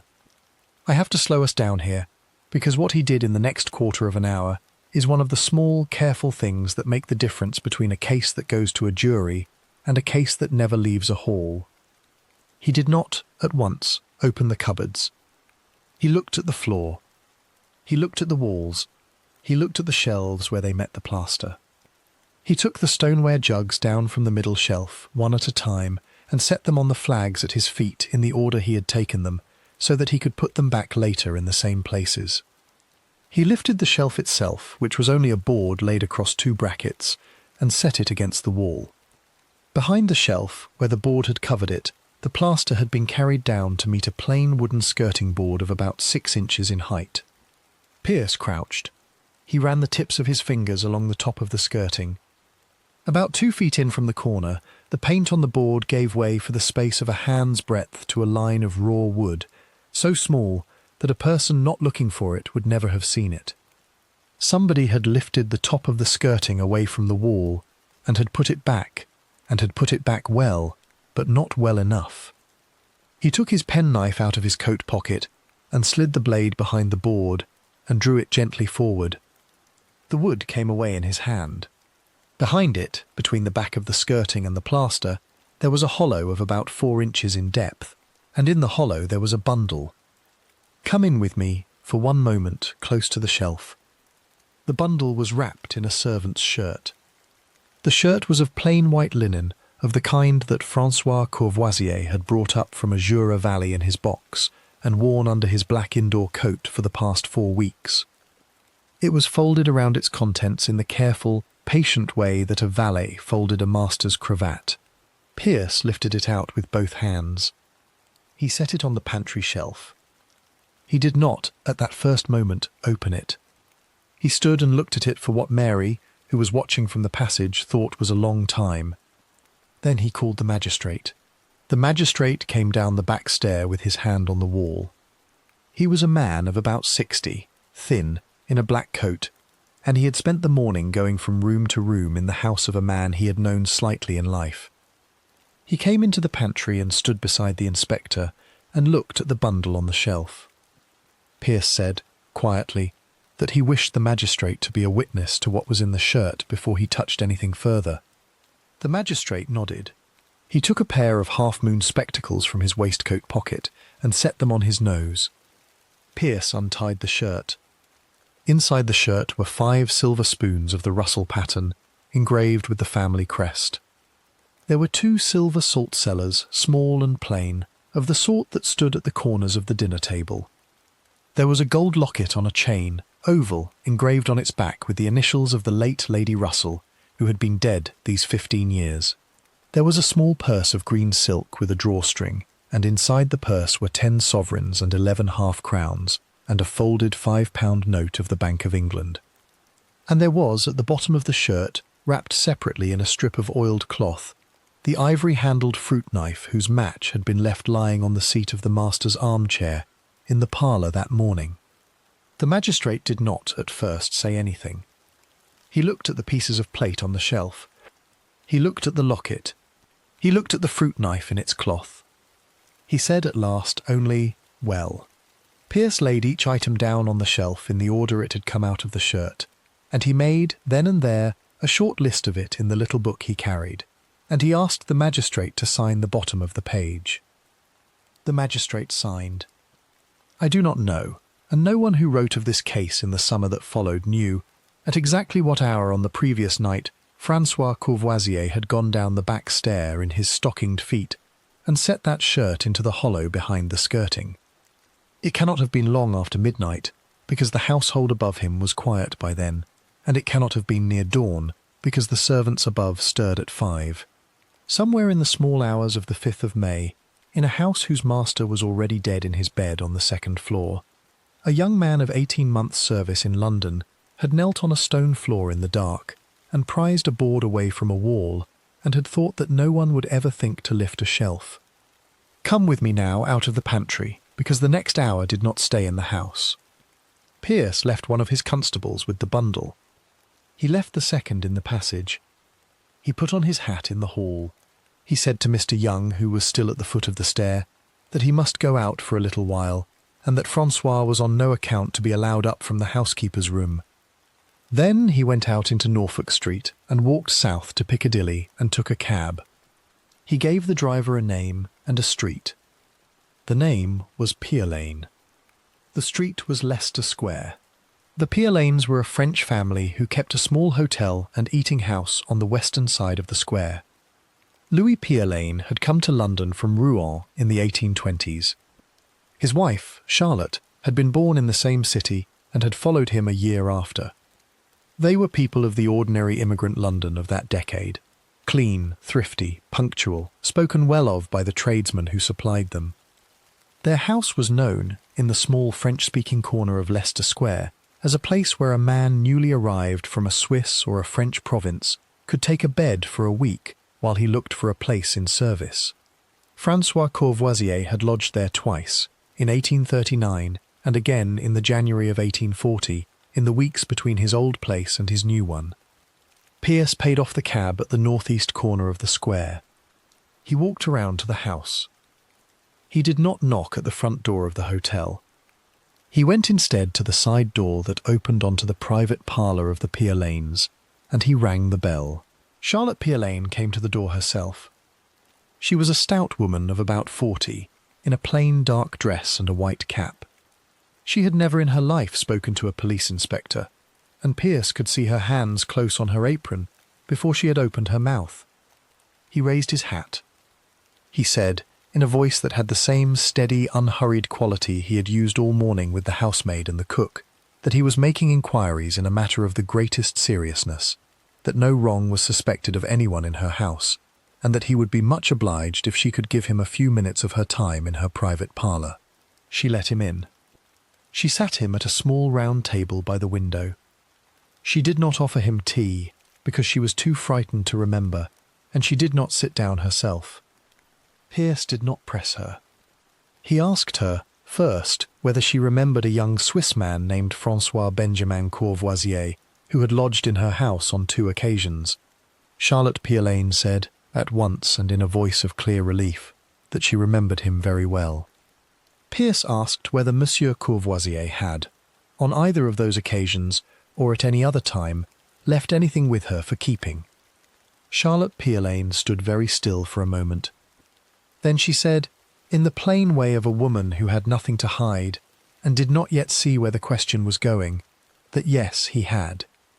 She said that on a Tuesday evening some 5 or 6 weeks before, she thought it was in the last days of March, though she was not certain of the exact date, François had called at the side door of the hotel and had asked whether she would be so good as to keep a small parcel for him for a little while. He had said that he was in a new place, in Mayfair, and that his room there was too small for the box he had brought over, and that he had a few pieces of his own that he would rather not have knocking about a house not his own. She had asked him what was in the parcel. He had said only that they were a few keepsakes and 1 or 2 things of value that had belonged to his uncle in Switzerland, and that he did not wish to lose them. She had taken the parcel. She had put it at first on a shelf in her own linen cupboard.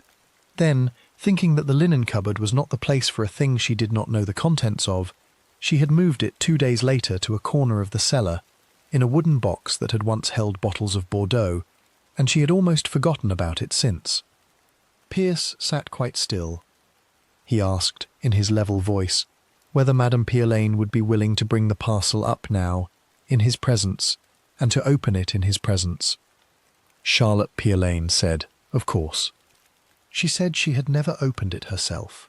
She went out of the parlour, and Pierce heard her go down a stair and heard her come back up again with a step that had a small dragging weight to it, and she came into the parlour with a soft brown paper parcel in her hands. She set the parcel on the round table by the window. She untied the string. She turned back the paper. Inside were 6 silver forks of the Russell pattern, engraved with the family crest. There were 3 silver dessert spoons of the same pattern.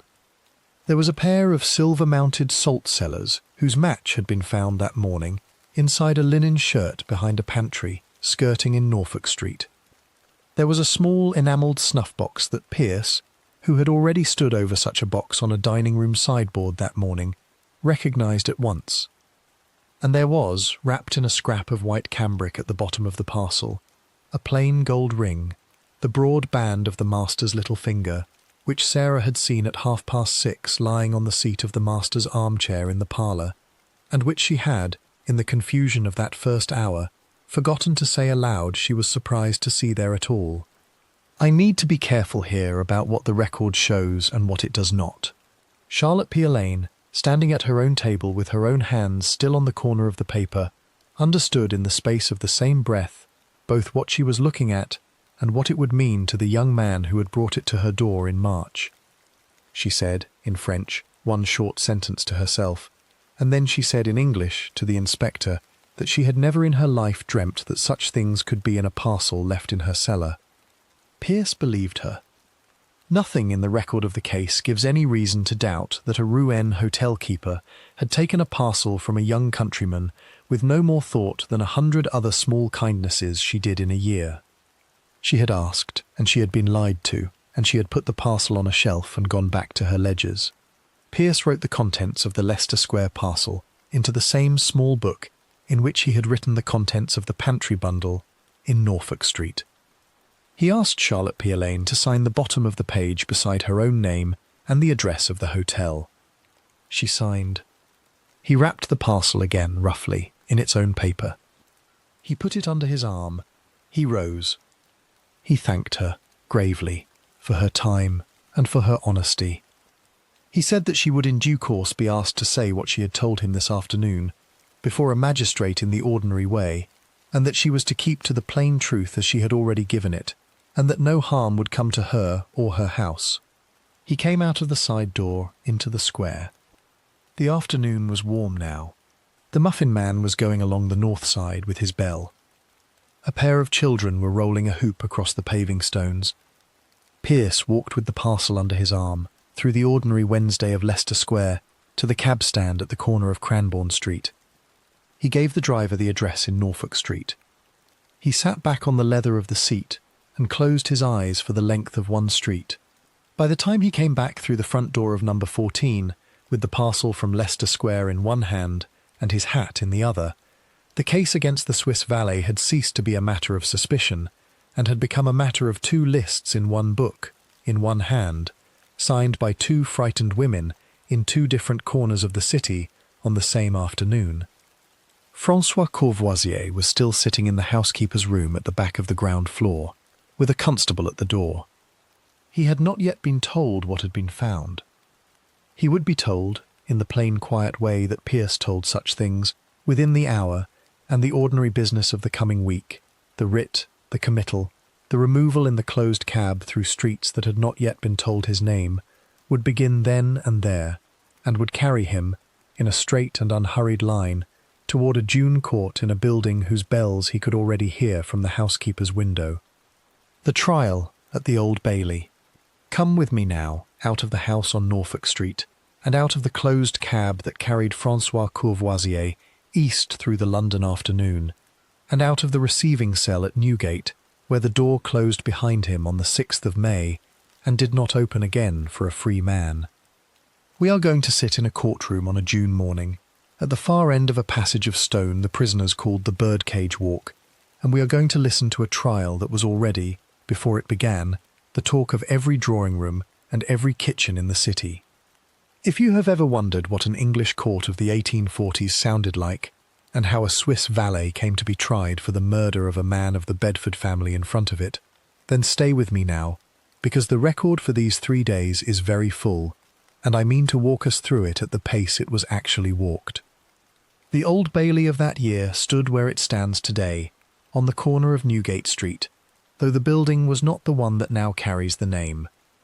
It was a plainer thing, 4 square, of blackened brick and stone, with a courtroom on the ground floor that had a low ceiling and a bench of oak and a dock built high above the floor so that the prisoner might see and be seen. The public gallery ran round 3 sides. The bar of the court stood in the middle.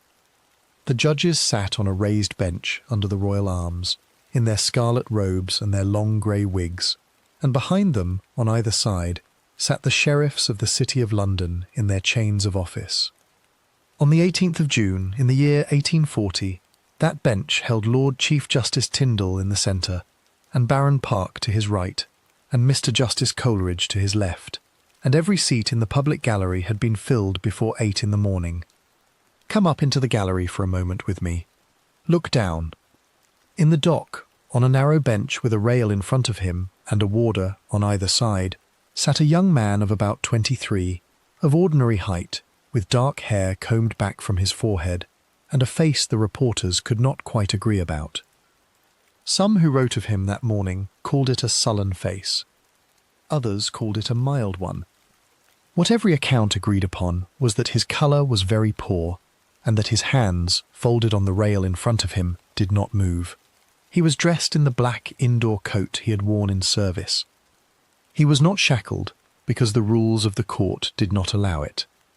When the clerk read the charge, the murder of Lord William Russell on the night of the 4th of May in the parish of St. George, Hanover Square, and asked him how he pleaded, he answered, in a voice that carried only to the front of the court, "Not guilty."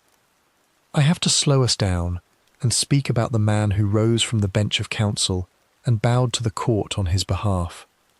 Charles Phillips was an Irish advocate of about 50 years of age, from Sligo, a man who had made his name at the bar of his own country before he had come across to London and taken silk at the English bar.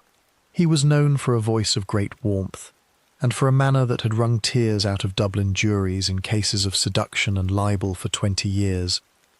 He had been retained to defend François Courvoisier because the accused had no money of his own and no family of his own in England, and because the court, in the way of English courts of that year, had assigned him to a leader of eminent standing so that the trial should carry no whisper of unfairness. Phillips did not, on the morning of the 18th of June, know very much about his client that the rest of the country did not know. He had been to Newgate twice in the previous fortnight. He had listened. He had asked the ordinary questions. His client had told him, on both visits and in plain words, that he was not the man who had killed the master. Phillips had believed him, in the way a defending counsel is bound to believe his client, and he had prepared his defence on that footing. The prosecution opened for the Crown. It was led that morning by the Solicitor General, Sir Thomas Wilde. He spoke for a little over 2 hours. He walked the jury through the household at Norfolk Street, and through the ordinary movements of the evening of the 4th of May, and through the discovery of the body at 6:30 on the morning of the 5th. He walked them through the parlour with its opened drawers, and through the front door with the marks on the wrong side, and through the small yellow parlour where Nicholas Pearce had first understood that a housebreaker had not made the disorder he was looking at. He came, at the last, to the bundle in the pantry, and to the servant's shirt, and to the 5 silver spoons and the ivory-handled fruit knife wrapped in oiled cloth. He told the jury, in the level way of an experienced Crown lawyer, that this alone would have been enough to convict. He did not, on that first morning, know that he had more. The rest of the day was given to witnesses of the household. Sarah Manser took the oath first. She spoke in a voice that could just be heard at the far end of the court, and she told the story of the morning of the 5th of May in the words she had been telling it for 6 weeks, and she wept only once, when she was asked to describe the moment she had put her hand on the master's bedroom door. Mary the cook followed her. She was steadier than Sarah, and she was firmer about the plate. Mr. Young followed Mary. Nicholas Pearce followed Mr. Young. Each was cross-examined by Phillips, and Phillips did what a defending counsel of his years knew how to do. He questioned Sarah's memory of the hours, and he questioned Mary's certainty about the cupboard, and he suggested, in the gentlest possible way, that a housebreaker might have come in through an upper window, and that the marks on the door might have been made by his blade on the way out. It was thin, and every man in the court knew it was thin. It was, on the evidence of the first day, all that could be done. We must go home now, out of the court, and into the ordinary Thursday of London, because the trial adjourned overnight, and it was during that night that the case turned on its hinge. Somewhere in Leicester Square, in her private parlour, with the paper on the round table by the window, Charlotte Piolaine had been reading the newspapers all day, and had understood at last what she had kept for 5 weeks in her cellar in a bottle box. She sent that evening for a solicitor she knew, and the solicitor sent at once for the police, and by the small hours of the morning of the 19th of June, a parcel wrapped in soft brown paper had been carried from Leicester Square to the office at Great Marlborough Street, and from there to the chambers of the Solicitor General. The court sat again at 9. The Solicitor General rose and told the bench that new and material evidence had come into the hands of the Crown overnight, and asked leave to call 2 further witnesses. Leave was given. Charlotte Piolaine came to the bar of the court in her plain dark dress and her white cap, and she told, in the same words she had used to Nicholas Pearce in her parlour on the afternoon of the 5th of May, the story of the parcel that had been left with her at the end of March. She told it in French through an interpreter, because she wished the words to be exact. When she was asked to identify the pieces of plate that had been in the parcel, and the enamelled snuff-box, and the plain gold ring, she did so, one by one, from the table on which the Crown had set them out. She did not look at the dock. She kept her eyes on the interpreter and on the judge, and when she stood down her hands were shaking so hard that the usher had to hold her elbow as she left the bar. Phillips did not cross-examine her. There was nothing to cross-examine. Every person in the court, and Phillips more clearly than any of them, understood in the same moment that his client was going to hang. I have to be honest, again, about what I do not know. I do not know at what precise minute on that morning of the 19th of June François Courvoisier decided to say to his own counsel what he had until then said to no one. What is known, and what Phillips himself set down afterwards in his own account, is that in the short adjournment which followed Madame Piolaine's evidence, Courvoisier asked to speak to Phillips in the dock, and Phillips went up the steps to him, and Courvoisier said to him, in a voice pitched only to the ear of his advocate, and in words very like these, "It was I who did it. I am the guilty man." Phillips stood at the rail of the dock for a moment that he later called the worst moment of his life. Then he came down the steps, and he sat at his own bench, and he did not speak of what he had heard to any person in that court, or in any court, for the rest of the day. We have to walk gently here, because a good deal of ink has been spilt on what Phillips did next, and much of it since. The client had told him, in the middle of a trial for his life, that he was guilty. He had told him, at the same time, that he still wished to be defended, and did not wish to plead. The rule of the English bar in that year was clear on the point, and it is nearly as clear today. A counsel may not, once he knows his client to be guilty, put forward a false case, or call a witness to swear to an untruth, or in his own speech assert as fact what he now knows to be untrue. He may, however, still test the case for the Crown, still require the prosecution to prove every step of its proof, and still address the jury on the sufficiency of the evidence set before them. That is the line Phillips walked for the rest of that day and the whole of the next. He did not, in his closing speech, tell the jury that François Courvoisier had not killed Lord William Russell. He told them, instead, that the case for the Crown must be proved to their satisfaction, and that the burden lay upon the Crown, and that no jury should hang a man on suspicion or upon anything less than moral certainty. It was a lawyer's speech, and it was, in its own way, a broken one. The men who wrote of it afterwards said that his voice, which had been famous in Dublin for the tears it could raise, was very dry that afternoon. The Solicitor General rose to answer him for the Crown. He spoke for less than an hour. He walked the jury through the two lists in Nicholas Pearce's little book, the one signed in the pantry of Norfolk Street by a magistrate in his half-moon spectacles, and the one signed at a round table in a private parlour in Leicester Square by a Rouen hotel keeper who had never in her life dreamt of what she was signing.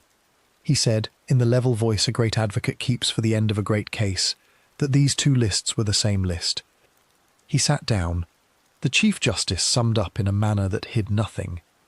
He put the case for the Crown and the case for the defence before the jury as fairly as any judge in England could have done, and he told them, at the end, that the question for them was whether the evidence carried them to a moral certainty, and that if it did not, they were bound in conscience to acquit. The jury withdrew at a little after 4 in the afternoon. They returned at 5:30. The foreman was asked how they found the prisoner at the bar. He said, in a voice that carried to every corner of the court, "Guilty." François Courvoisier stood in the dock. He was asked whether he had anything to say before sentence was pronounced.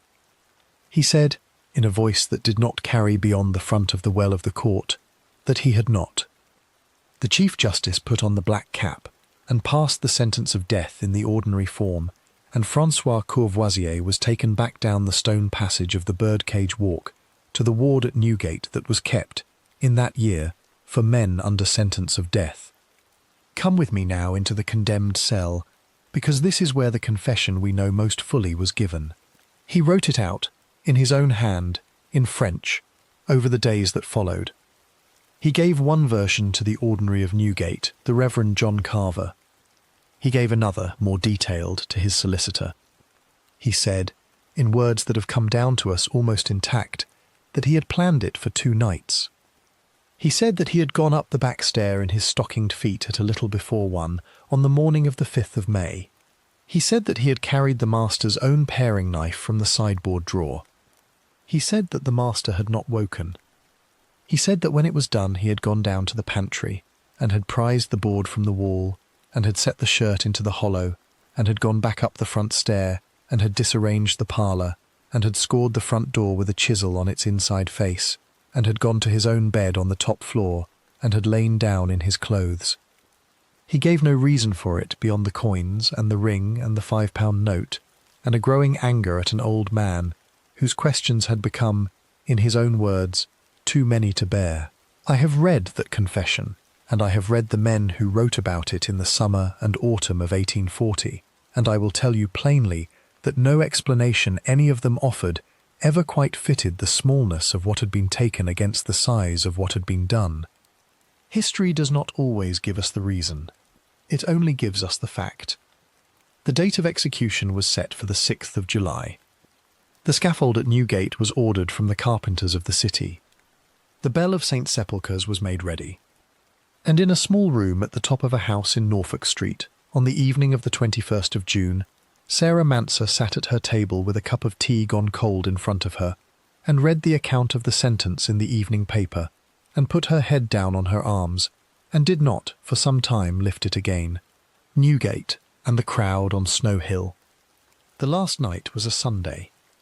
Come up the passage with me, from the yard at Newgate where the lamps had been lit at 10, past the door of the chapel where the ordinary had said the funeral office over a man who was still living, to the ward at the end of the corridor where the condemned were kept. The cell was on the ground floor. It had one high window and a plank bed and a table and a stool, and on the stool the Reverend John Carver had set his Bible open at a page in the 4th Gospel. François Courvoisier sat on the edge of the bed. He was in his shirt sleeves. He had eaten very little in the last 2 days, and his hands, when he lifted them to the light of the lamp on the table, had begun to shake. I need to say, before we go any further, what the record does not tell us. It does not tell us what he thought that night. There are letters he wrote in French to a cousin in Neuchâtel who never came, and a page and a half of prayers he set down in the hand of a schoolboy on the leaf of the Ordinary's Bible, and a request, made in the presence of a warder, and refused, for a razor to shave with in the morning. It does not tell us whether he slept. Carver, writing afterwards to his bishop, said only that his charge had been composed but wretched. That is a phrase, not a picture. The picture, the shape of the man on the plank bed with his knees drawn up, we have to imagine, because no one ever wrote it down. Toward 2 in the morning, the bellman of St. Sepulchre's came out of his own house across Newgate Street and stood in the archway beside the prison wall and rang his handbell 12 times and spoke the old verses that the parish had paid for since the year 1605. All you that in the condemned hold do lie, prepare you, for tomorrow you shall die. The verses had been rung for every man who came out of Newgate to the drop, and were rung for François that night, as they had been rung for the coiner and the housebreaker and the boy of 19 who had knifed a soldier in a public house in Holborn. In the ward, the men who were not for the drop that day turned their faces to the wall. François, so Carver wrote, sat up on the plank bed and put his hands flat against his knees and did not speak. The dawn came at 3:45. It came slowly. There had been rain in the night, and the flagstones of the press yard were still dark with it, and the sky above the wall was the colour of old lead. The under-sheriff arrived at 6:30. The hangman arrived at 7. He was William Calcraft, then in the second year of his work at the city scaffolds, a shoemaker by trade, a heavy, pleasant man of about 40, who had already carried out the sentence of the law upon a number of persons whose names were forgotten before the year was out. He came in through the debtor's gate. He shook the hand of the under-sheriff.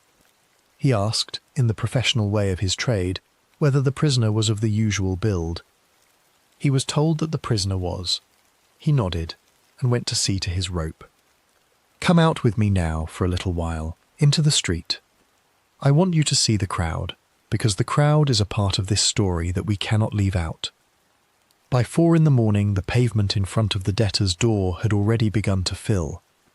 By 5, the whole length of the Old Bailey from Ludgate Hill to Newgate Street had become a single black mass of hats.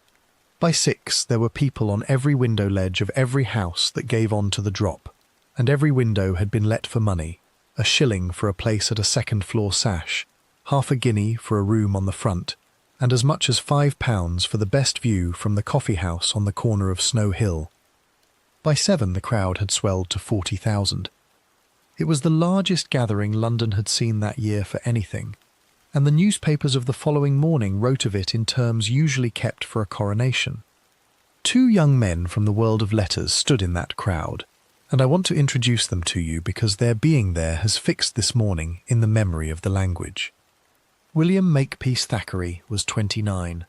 He was a journalist of no great fortune yet, working for Fraser's magazine, and he had come to Snow Hill in a party of friends who had hired a room on the second floor of a house across the street from the scaffold.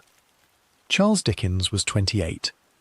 He was already the author of Pickwick and Oliver Twist and Nicholas Nickleby, and he had come to Newgate with a party of his own and had taken his place at the window of another house a little further down. They did not see each other in the press. They wrote of the morning afterwards, separately, in 2 of the plainest pieces of prose either man ever put his hand to. Thackeray's essay ran in Fraser's under the title "Going to See a Man Hanged." Dickens returned to it in his letters, and in the campaign he later carried into the columns of the Daily News. Both were changed by what they saw. Neither man ever went again to a hanging in front of a crowd. Back to the yard. At a little before 8, François was brought out of the cell into the press yard, and the pinioning was done there. His arms were tied at the elbows behind his back, and his wrists in front of him, and the halter of coarse hemp was put around his neck under the collar of his shirt, and a white linen cap, of the sort that had been used at the city scaffold for a century, was set on his head, ready to be drawn down at the end. Carver walked at his side. The under-sheriff walked in front. Calcraft walked behind. The procession went up the stone stair that led from the press yard to the door in the front of the prison. At the top of the stair, before the door, François stopped. He said, in French, to Carver, "Je suis prêt." He said, in English, to the under-sheriff, "I am ready." The under-sheriff nodded to the men at the door. The door opened.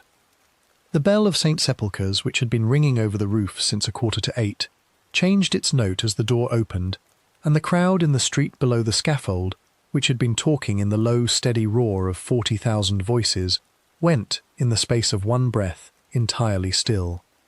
Thackeray, at his window across the street, wrote afterwards that the silence was the most dreadful thing he had ever heard, and that he did not, in the rest of his life, find a word for it. Dickens, at his window a little way down, wrote of it in nearly the same terms. Neither man watched the drop itself. Both turned their faces from the window at the moment the platform fell. The scaffold at Newgate that year stood on a low wooden stage in front of the debtor's door. It had one beam and one trap. François stepped up onto it in his black indoor coat. He stood on the trap. He was placed in the correct position by Calcraft's assistant. Carver, at his elbow, read the last verses of the office. Calcraft came forward and drew the white linen cap down over the face and set the noose in the place he wanted it, and stepped back and put his hand on the lever. He waited, as the rule of his trade required, until the ordinary had finished the last verse. Then he pulled the lever. The trap fell. The body of the young Swiss valet dropped through the opening. The bell of St. Sepulchre's went on ringing. It was a little after 8 in the morning. He was left on the rope for the hour the law required. During that hour, the crowd began to break up. Some went home. Some went to the public houses along Skinner Street and Holborn Hill, and drank the morning away in the manner peculiar to a hanging day. Some, of the poorer sort, waited to see the body cut down. Thackeray and his friends came out of their room and walked west along the Strand in a heavy silence, and had a bad breakfast at a chop house near Charing Cross, and did not, any of them, eat much of it. Dickens and his party went home by cab. It was in the cab, so his son afterwards wrote, that he set his hand upon the paper on his knee and said aloud, "Only, that is enough." The body was cut down at 9. It was carried, wrapped in a coarse sheet, along the corridor and into the paved yard at the back of the prison, where the graves of those hanged at Newgate were kept. There was no headstone. There was no marker beyond a stone let into the wall of the yard with an initial and a date. François Benjamin Courvoisier, aged 23, of Mont-la-Ville, in the canton of Vaud, was buried inside the walls of the prison in which he had been held, in unconsecrated ground, and the earth was pressed down over him with the flat of a spade by a man he had never spoken to. The bell of St. Sepulchre's stopped ringing. The gate of the prison was shut. Come out into the street with me once more, because there is one more thing to see. By 10 in the morning the carpenters had begun to take the scaffold down. They worked in shirt sleeves. They took the beam down first. They laid it on a cart in the yard beside the prison, where it would go into the store until it was needed again. They took up the trap. They took up the planks of the stage. By 11 the pavement in front of the debtor's door had been swept, and the water carrier had come along Snow Hill with his cart, and the water was running along the gutter and carrying away the straw and the paper and the peel of oranges that the crowd had left behind. By noon the street was as it had been on any Monday, and the shops were open, and a woman with a basket of cabbages went along the pavement in front of the prison with her mind on her dinner, and did not, as she passed the debtor's door, look up. I do not want to leave you, on this last night, without saying what became of the people we walked with in the earlier chapters. Sarah Manser left service in Norfolk Street within the month. She went to a place in Kensington, where she worked as a housemaid for another 11 years, and then she married a stationer in a shop on the Fulham Road, and she outlived her husband by 12 winters. Mary the cook stayed a little longer, in another house of the Bedford connection, and retired at last to a village in Bedfordshire where a modest pension had been given her. Nicholas Pearce went on with the officers of Great Marlborough Street for another 12 years, and rose to the rank of superintendent, and was one of the first men appointed to the detective branch when it was set up.